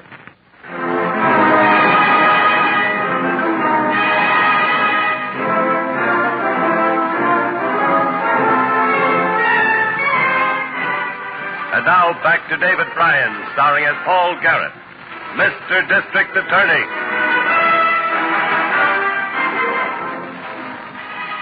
A supermarket had been robbed. $700 had been stolen. And the manager of the store had been murdered in cold blood. My office had been able to come up with only one lead. The car used in the holdup was the same type as one rented by a Mrs. Donna Fortney, a young woman who lived in an apartment house near the scene of the crime. We knew she was a blonde, and we knew she was good-looking, but so are a lot of other girls. And there are plenty of Suburbans driving around the city streets. But you do your best with whatever turns up. You try to add to it. So now Harrington was staked out in the apartment next door. Hello. Harrington, Mr. Garrett. Okay, put him on. Hello, Chief. How are you doing? Well, I haven't been able to find out much yet. The girl has a husband, all right. Name's Pete. And there's another guy. Seems to be a family friend. Comes and goes. Can you get acquainted? And I'm going to try that now. The husband is there alone. This will be a good test of that course I've been taking. Course? What kind of course? You know. The one on how to make friends and promote people. So long, Chief. I'll check back with you.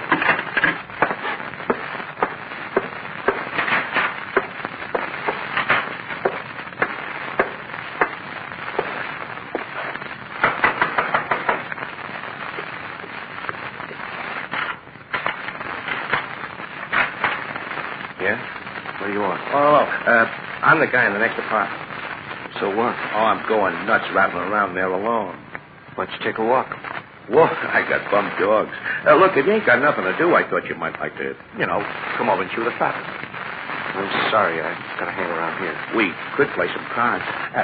How about a little rummy? I don't think so. Suit yourself. But it seems kind of silly, both of us, knocking ourselves out doing nothing. What's the matter? Don't you like cards? I didn't say I didn't want cards. My wife's coming in pretty soon, that's all. Yeah, we'll play till she gets home.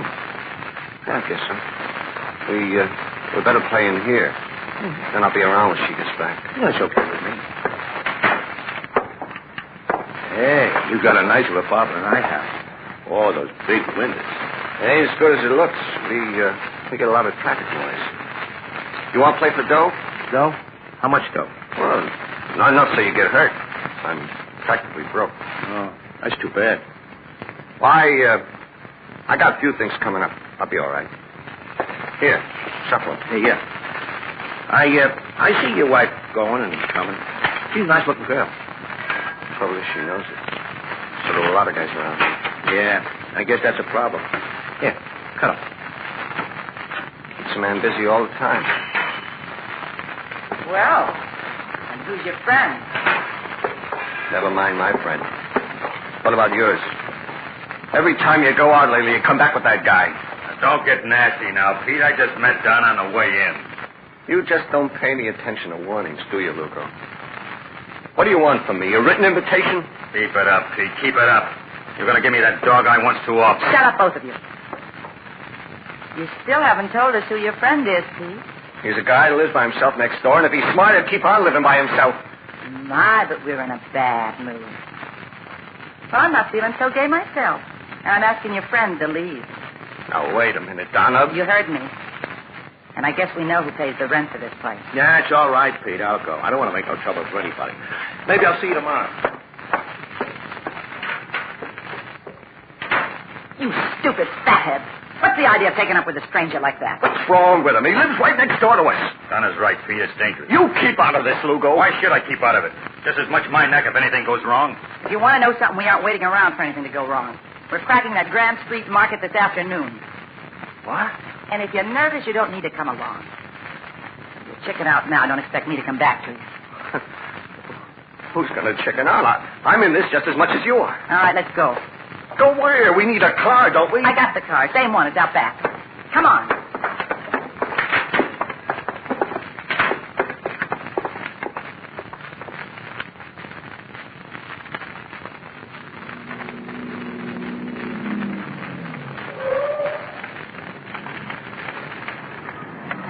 Hello, Chief. You look as though you're holding out against the charms of the blonde without too much trouble. Oh, I could be wrong, though.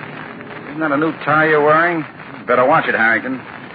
These blondes can turn out to be real femme fatales. I'm doing all right so far. She's a pip for looks, no kid. She don't like me, though. Ordered me out of their apartment. You mean your course didn't help? Yeah, not a bit. She's got a real cold eye, that's it. Any signs of welfare on? Nothing I could see. Her husband didn't even have enough dough to play gin rummy. Sounds as though the rent on your apartment might turn out to be a waste of the taxpayers' money. We could pick them up on suspicion. And the smart attorney would have them out within 24 hours. There's still no evidence against them but the car, and that's pretty flimsy. Besides, we could blow the case if we move too fast. They'd come out and transfer their operation to some other spot. We've just got to keep watching and waiting. Well, it ain't a bad apartment. They sure rattle around in it. Stay with it a little longer. Something might turn up. Okay, Chief.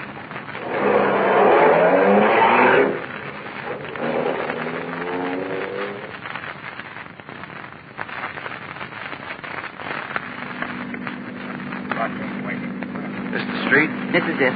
Turn. Turn! There it is. Halfway down the block. We'll go around and back. I still think we'd be better off doing it the way we did before. Each time different. That way we don't take chances. In this alley, Pete.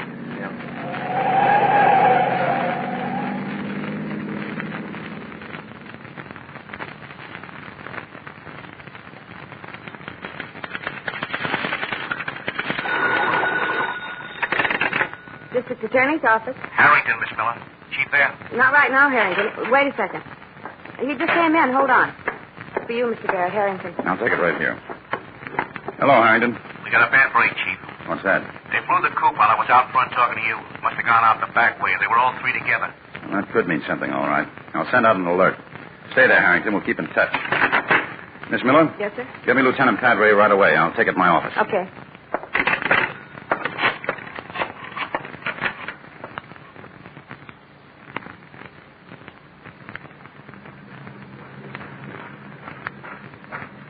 Okay. Looks all right. Get behind that wheel, Donna. Come on, Pete. Nuts to that arrangement. I'm going with you. Let Pete stay here with the car. Hey, maybe that's a good idea. A man and a woman. Not so suspicious looking. Give me your gun, Pete. You gotta promise not to use it. Give me the gun. Just be ready to move when we get out of here. Come on, Lugo. Get that gun out of sight. Sure. Don't be so jumpy. As bad as Pete. Boy, you beat me. I never seen a dame like you.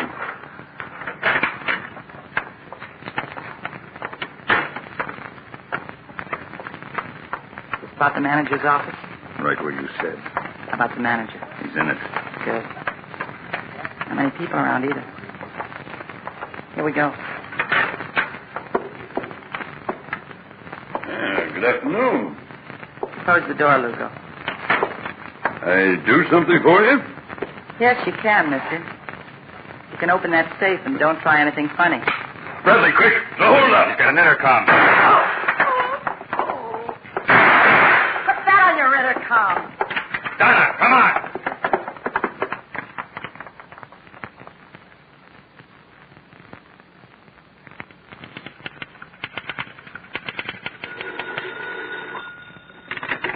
District Attorney's office.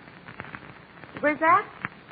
Grand Street. All right, I'll tell him at once. Yes, Miss Miller. There's been another holdup, Mr. Garrett. The Barlow Supermarket on Grand Street, and they shot the manager. What's that? I'm going out on that, Miss Miller. Alert Harrington right away. This time we might be able to grab that bunch.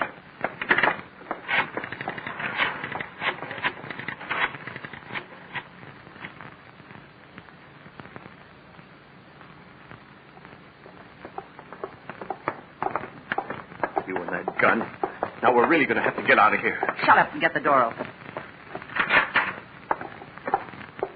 What are you doing here? Just came over to visit. Found the door unlocked, so I walked in. Well, you can walk right out again. Sure. Wait a second. What's that you got in your hand? The wind was blowing in through the open window. Scattered some papers around. I picked them up for you. Give me that. Take a look. It's a money wrapper from the market. You got more of these? Let him alone, Lugo. You don't mean no harm. That's what you think. Look. More of them in his pocket. And look at this. A 38 police special. He's a cop. Get over there, you. Shut the door, please. Yeah. Lousy cop sneaking in here. No sneaking to it, Mrs. Courtney. Everything legal. I've got a search warrant on me if you'd like to take a look at it. Keep your hands away from your pockets. What are we going to do with him, Donna? You ain't going to keep him for no pet. I'm not going to kill him either, Donna. No more killing. Lugo, you got a gun. If Pete tries anything, you know what to do. You can't get away with killing cops, Donna. Not cops. Just slug him, Donna, and let's get out of here. He's the only one who can identify us. Get my handbag out of the closet, Lugo. Then get ready to blow. You can't beat this thing. You'll be picked up. They'll have to find us first. Got the bag, Lugo? The one with the dough, I got it. You're not going to kill him, Donna. You killed enough guys. Try to stop me. He's getting it right. All right, drop those guns. all for you, sister. Drop it. Lousy cop. You all right, Harrington? Yeah, I'm fine, Chief. Them slugs all went into my apartment next door, but you got here just right. This trigger-happy young lady was just about to give me the works. Crazy, Dave. She's killed crazy. Maybe you'd like to tell us about it, mister. He can't tell you nothing. He's my husband, and he can't testify against me. No, but Lugo can, and if he don't, I'll lay it all on him. Not on me, you won't. I'm not sitting still for any murder rap. Here's our break, Chief. You're in this with me. Both of you. Right up to your half-price haircut. Yeah, I'm in it. But I didn't do them killings, and neither did Lugo. You pulled the trigger both times. You crazy, stubborn dame. All right, let's go. All of you. We'll hear the rest of it downtown.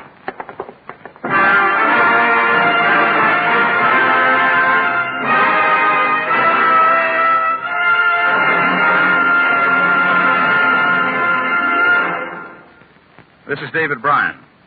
I hope you enjoyed this case from the files of Mr. District Attorney. I'll be back in just a moment after this message from our sponsor.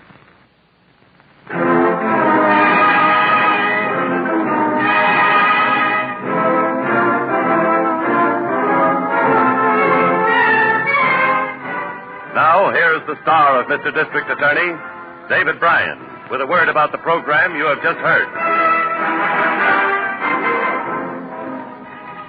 Perhaps you remember the outcome of this case. The jury found Pete and Lugo and the girl we call Donna guilty of murder in the first degree. Society now has collected the penalty for their crime. Now, this is David Bryan inviting you to join us when we present our next case based on the facts of crime from the file of Mr. District Attorney. Mr. District Attorney was originated by Phillips H. Lord.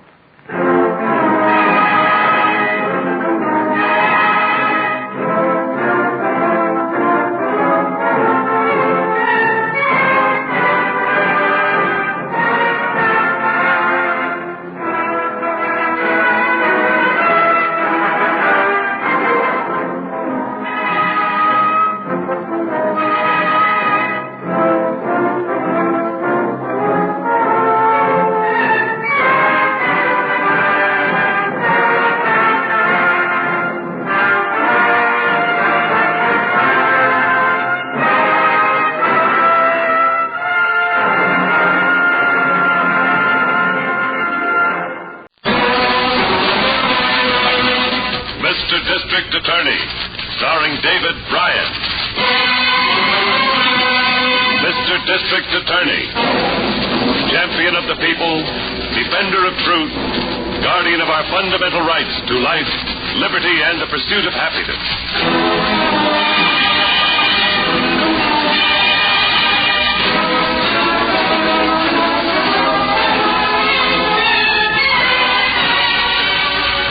It shall be my duty as district attorney not only to prosecute to the limit of the law all persons accused of crimes perpetrated within this county, but to defend with equal vigor the rights and privileges of all its citizens.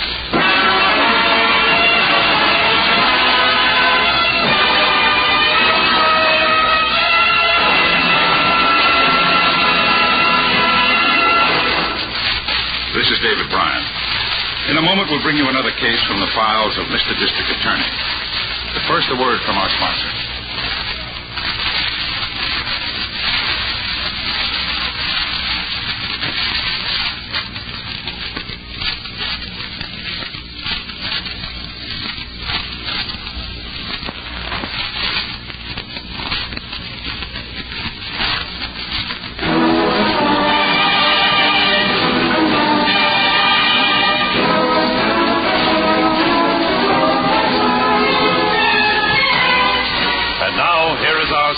David Bryan as Paul Garrett, Mr. District Attorney.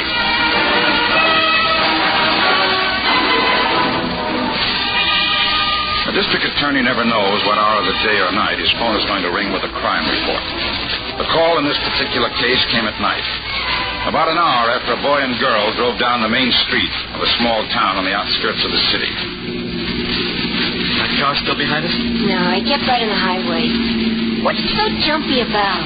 The way he was tagging us, I thought it might be a police car. You are getting chicken, ain't you, Trump? I just ain't looking for a trip back to the reform school, I told you. Oh, stop worrying. No one even knows his car's stolen yet. That's what you say. Well, how can it be? You saw the owner going to the movies. It wasn't more than an hour ago. It couldn't be out yet. Okay, Ruby, okay. Fine joyride. Can't even stop to eat or go dancing or anything. You got any money? You, didn't have no car either when we started. You ain't like you used to be, Chuck. We used to have lots of fun.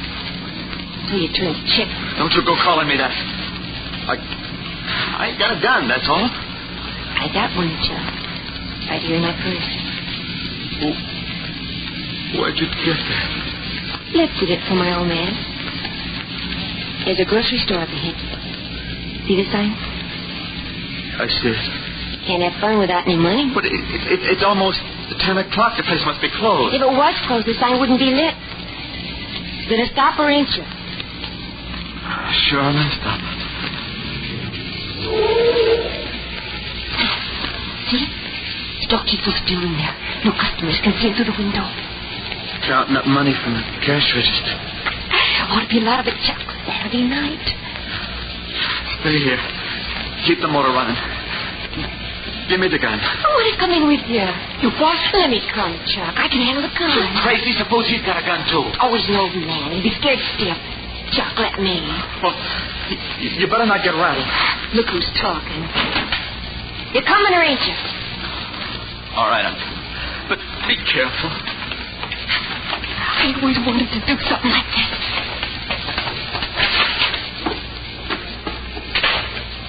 Evening. Hello. Hi. I'm just getting ready to close. There's a car pulled up outside. So it was my wife coming to get me. Just hand over that money account. Now, why don't you youngsters just run along before you get into trouble? We ain't running any place, mister. Now, you just get... Where'd you get that gun? I made it out of old bottle tops, stupid. Turn around. Put your hands up and stand there against those bottles. Get the money, Chuck. You're going to be sorry about this when you see the inside of the jail. Thanks for telling us. Because here's something you're going to be sorry about right now. Ruby, why did you do it? I wanted to. Oh, come on. We gotta get out of here. Check out for that broken glass. You're afraid, ain't you, Chuck? I'm looking back at it. Let's go.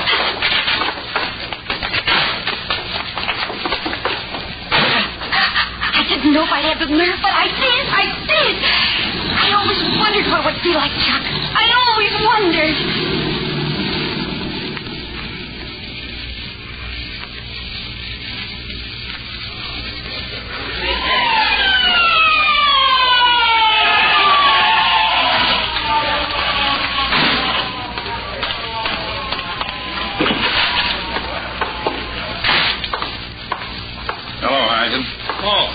Chief. Sorry I had to spoil your party, but I thought... Well, that's what I get paid for. What's that smell? Salad oil dressing with garlic. Victim fell against the display when he was shot. Broke quite a few bottles. Is he the owner of the store? Yeah. Name's Malcolm Barnes. Wife found him just like he is, just before 10 p.m.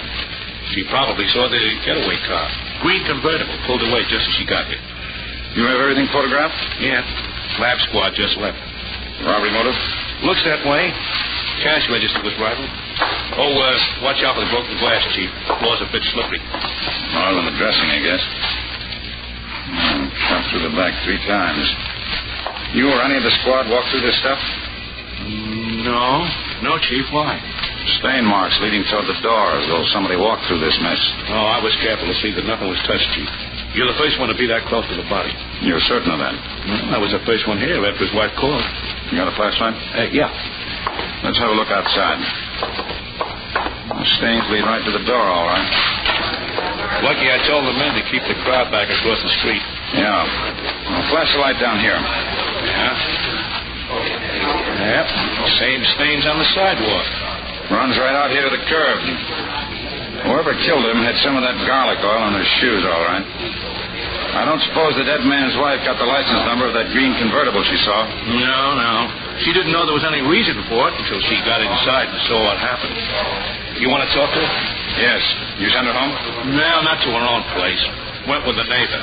She's a pretty old woman. She's taking it pretty hard. Better let her rest till morning. Is there a phone inside? Yeah. There you are. Pay station on the wall there. I'll wait out my car.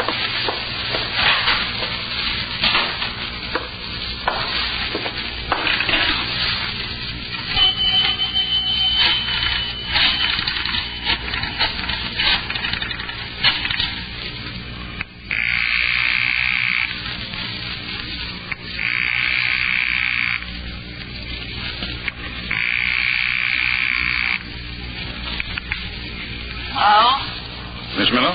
Yeah? This is Mr. Garrett. Oh, Mr. Garrett. Sorry if I've awakened you. Oh, that's all right, Mr. Garrett. It isn't our time to call, though. It's after midnight. Well, I am sorry, but I'm out near the county line. It'll take me some while to get into the office, and I need somebody there to handle some reports I'll be asking for. Oh, I see. You'd like me to go into the office? It isn't too much of an imposition. Not at all. Well, I should be in about an hour or so. Yes, sir, I'll be there.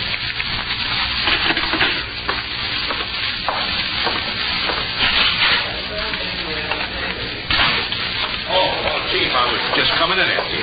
Find something? Well, I don't know. The squad cars just picked up a call from Radio Division. Somebody from the west end of town reported his car stolen while he was in the movies. What about it? Nothing, maybe. But the car was a green convertible. Call the Radio Division back. Tell them I want every squad in the city alerted to find that car.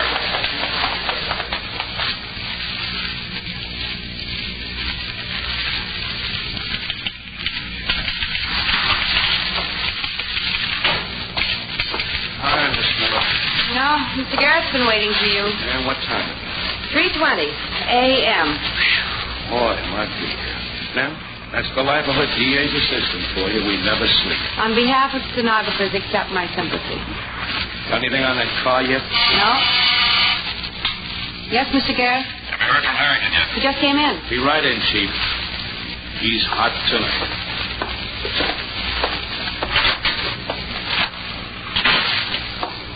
I got held up at ballistics, Chief, waiting for the report. All right. What have you got? Well, the gun was a .38 caliber police special. Well, that's good timing to do us much good. You speak to the owner of the stolen car? Yeah. His story is straight enough. Left the car, went to a movie. Alone? Yeah, but he had his ticket stubs. Knew what the picture was all about. When he came out, he stopped for a hamburger, went to his car, and found it missing. You checking for a record? Yep. Nothing on him. Carpenter. Good job. Work steady. Yeah. Well, better take the ballistics report down the gun records. See if they can come up with anything. All right. Excuse me. Yes, Miss Miller? There's a Sergeant Corbett from the 12th Precinct on the line. They found that stolen car. Put him on. Hello, Corbett. I've got that car, Mr. Garrett. Did you get the driver, too? No, sir. It was found and abandoned. Where? On the west end, about half a mile from the theater it was stolen from. Half a mile. Any way of telling how far it was driven? No, sir.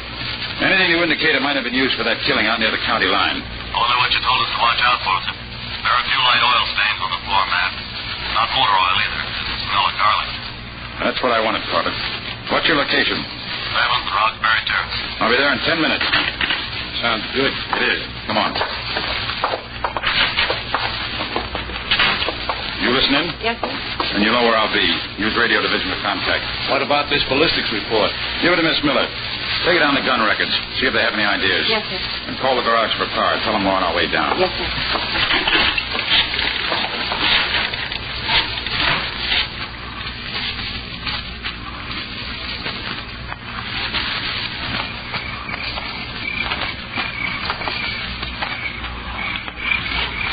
This is the car, just as we found it, Mr. Garrett. Then we're not going to get any fingerprints from that steering wheel. Not with that cloth covering. Might get something from the dashboard or the inner door handles, but I don't know. How often do you pick up this prints on a car? Let me have your flashlight, Harry. Here. Smell the garlic? Yes. Comes from the stains on the mat. Something else in there, too. Piece of cleansing tissue. What's that on it? Lipstick? Yeah. Just caught a flash of something else. Turn the light. What is it? This. Oh, fountain pen. Lipstick is rather light shade, too. Killer might have had a woman with him. Probably a blonde. Bobby seems to think she might belong to the owner's wife. Or his girl. I doubt that, Corbett. What makes you say that, Harrington? I saw the owner and his wife, Chief, remember?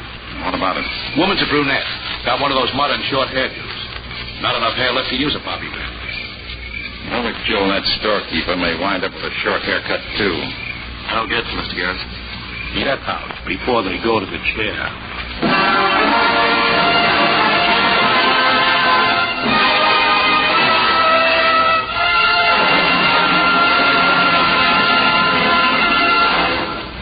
This is David Bryan. Before we continue with Mr. District Attorney in the case of the Joyride murder, here's an important message I'd like you to hear.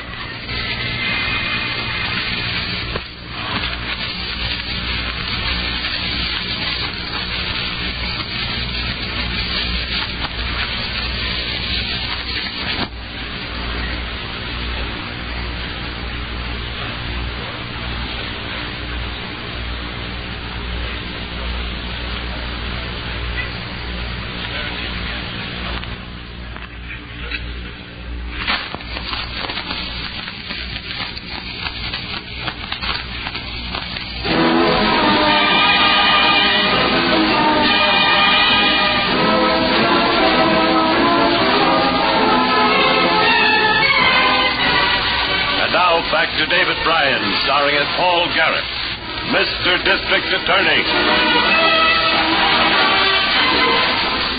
A storekeeper had been robbed and killed near the county line. The crime had been committed in an automobile stolen from and returned to the West End section of town, indicating that the killer lived somewhere in that section. The lipstick stain and bobby pin indicated a blonde woman accomplice. The leads were flimsy and not very hopeful until we got back to the office.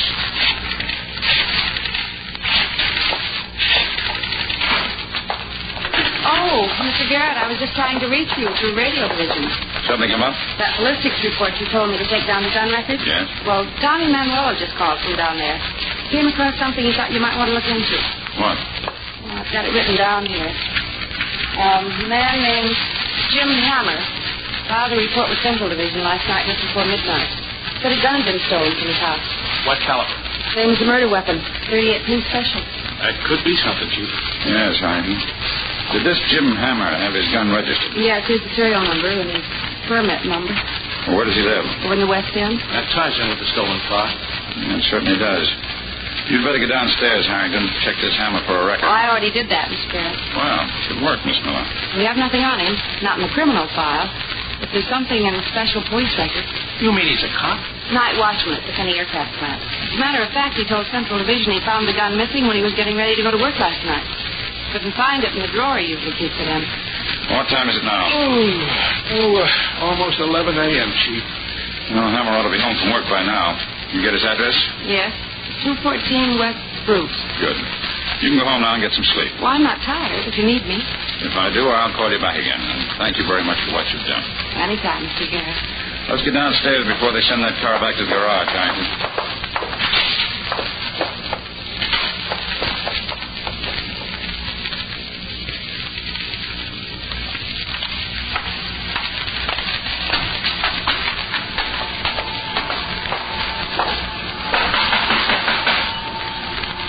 Knock again, Harrington. There's somebody home, all right. There's a vacuum cleaner going in there. Probably can't hear you. Lean over the rail, rap on the window. Okay. Yep, there's a young girl in there. Got a towel wrapped around her head, cleaning up. Oh, miss. Hey, miss. That did it. She's coming. Yes? I'd like to speak to Jim Hammer, please. He ain't home. You know where we can find him? Working over at the ballpark. I thought he was the night watchman at the Penny Aircraft. Yeah, but he works at the ballpark, too, when they play Sunday home games. You look kind of young. You're not his wife, are you? No, I'm his daughter, Ruby Hammer. Well, thank you, miss. Can I give him a message or anything? No, we'll go over to the ballpark and talk to him. Well, can I tell him what it's about? You know, in case you happen to miss him or something. It's all right, miss. We'll make sure to see him. Goodbye. Bye.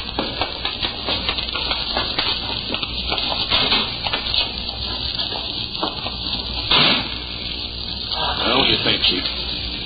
I'll know better when Hammer tells us about that stolen gun, if it was stolen.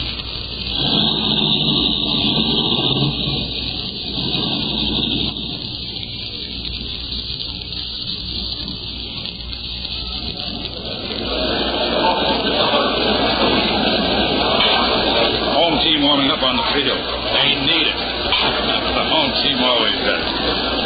section did they say Hammer was on? Grandstand B, just up ahead. Oh, there's a man in uniform now. Hey, officers. Yeah. Like to talk to you for a minute. Your name Jim Hammer? Yeah. I'm Paul Garrett, district attorney. Oh, well, where you sit, Mr. Garrett? I'll get you some cushions. We're not here to see the game, Hammer. This is business. I understand you had a gun stolen from your home last night. Oh, that. Police shouldn't have called the district attorney after a thing like that. It makes me feel kind of silly. What do you mean? Well, the gun wasn't stolen at all. I guess I just didn't look sharp enough last night. I found it this morning. But in a different drawer from where I usually keep it. That gun you're carrying, right there in your holster? Yeah, that's it. You mean to say you just took a look in one drawer last night and reported the gun stolen without being sure? Well, I was sure last night. I was late for work and in a hurry. Guess I just overlooked it, that's all. How come you didn't let the police know you found it? Well, I suppose I should have. I didn't think there was no rush. Besides, what's the harm? It's my gun, ain't it? Yeah, move in between these two posts. Why? Do as he says, Hammer. Now, have a look at that gun. All right. Don't you pull it. Just turn around. I'll take it myself. Okay. When did you fire this gun last, Hammer? I can't even remember the last time. I ain't had any call to fire. No, huh? Yeah. Smell this, Chief. It's been used all right. Not too long ago. You're crazy, I tell you. I ain't fired that gun in months. Somebody has. Replaced the cartridges, but didn't clean it. You'd better come with us, Hammer. Come with you? Where? To the county building, until we check on a few things. Check on what? Hammer, a storekeeper named Barnes was killed last night out near the county line. He was shot 3 times through the back with a .38 police special. Are you saying I did it? I wasn't nowhere near county line last night. We know you filed a stolen gun report about midnight, but where were you between 9 and 11 o'clock last night? I was home sleeping. My daughter can tell you that. Go ahead, Hammer. What are you stopping for? My daughter wasn't home. I just remembered. She was out when I got up to go to work. Then nobody saw you between 9 and 11. Oh. Nobody. But I was home, Mr. Garrett. You gotta believe me. And that gun ain't been fired. If we're wrong, you've got nothing to worry about. Just come along. You want me to take this gun to ballistics, Chief? Yes. Have them test fire it to compare the slugs with the ones taken out of the body.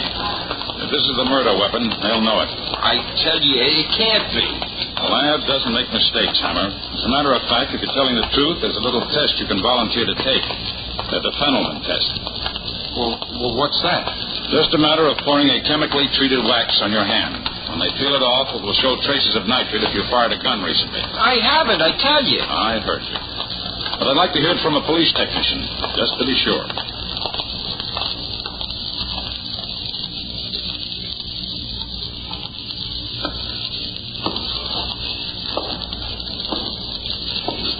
No point in wearing yourself out, Hammer. Might as well sit down. How can I sit down?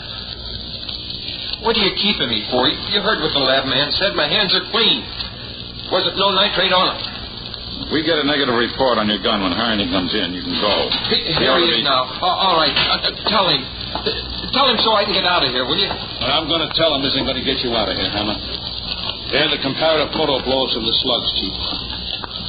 What are you saying? In plain English, your gun's been identified as the murder weapon, Mr. Hammer. That's a lie. You weren't in bed sleeping at 10 o'clock last night. You were cruising around county line. The stolen car, there was a woman with you. That ain't so, Mr. Garrett. I swear it ain't so. You'd better tell us the truth, Hammer, because we'll check out every statement you make. You go around with a blonde woman? The only blonde woman I ever went around with was my wife, and she died 6 years ago.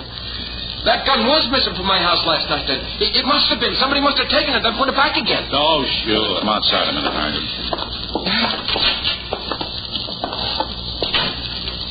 What's up? I think he's telling the truth. Oh, gee. His wife was a blonde. She's dead. And his daughter isn't. You mean the girl we saw this morning? She had a dust towel wrapped around her head. Her hair could be any color. Let's ask him. How old is your daughter, Hammer? 18. She favor you or your wife? Like her mother used to be, I guess. What are you asking about her for? Was she out with you any place last night? No. She was out on a date. With who? Well, how should I know? All I know is she wouldn't get in no trouble. I've heard parents say that same thing in 100 courtrooms. First you tried to pin this thing on me, now it's my daughter. Are you crazy? She's only a kid! She's also a blonde, and she also had access to your gun. No ordinary thief would take it away and then return it. You accuse her and I'll... Mister, take it easy if you want this arm in one piece. Let him go, Harrington. Come on, Hammer. We're going out to your house.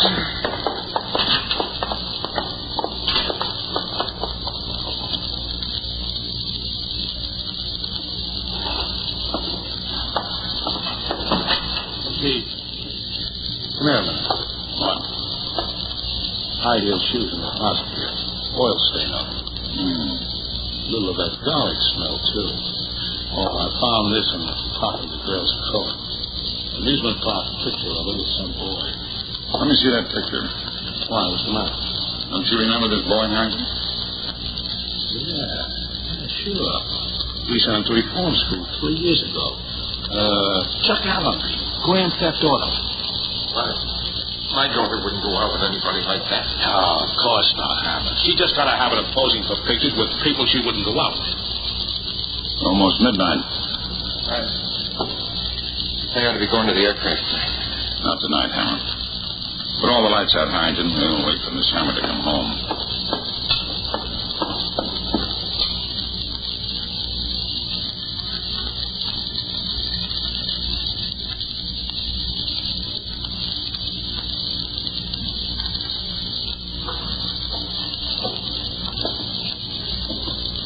Somebody coming down the street, Chief. I hear him. Don't think it worked, Hammer. They may come in, so keep quiet. Understand? Yes.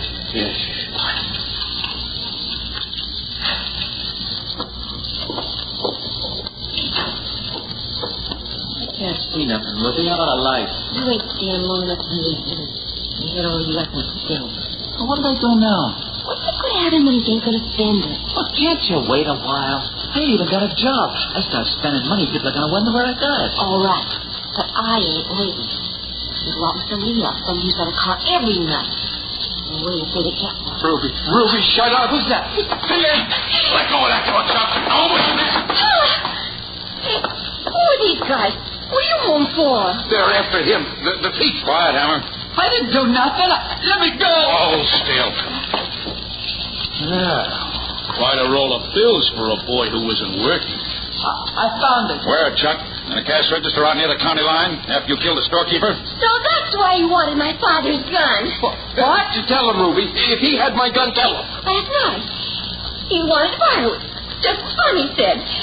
Then he stole a car and he made me go with him out the county line. I didn't know what he was going to do. She's lying. I didn't shoot him. She did. She's only a little girl. You can prove he did it, Mr. Garrett. Give him the same test you gave me on his hands. Give it to both of them.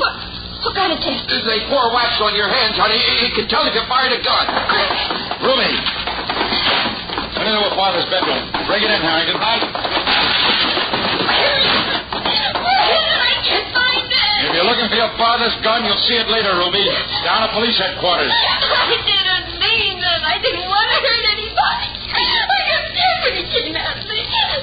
Better think that over before you tell it to a jury, Ruby. Or they'll have a hard time figuring how a man got shot in the back. All right, Harrington. Let's get him downtown.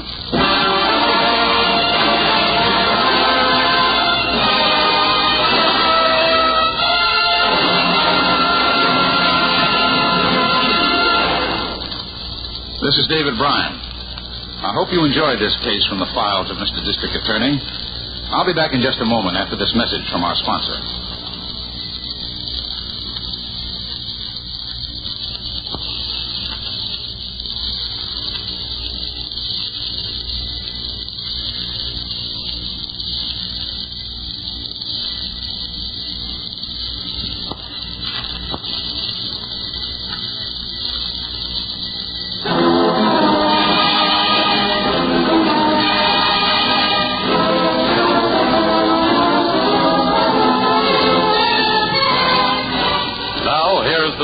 Mr. District Attorney, David Bryan, with a word about the program you have just heard. You probably remember the case very well. Chuck Allenby turned state witness and made a full confession.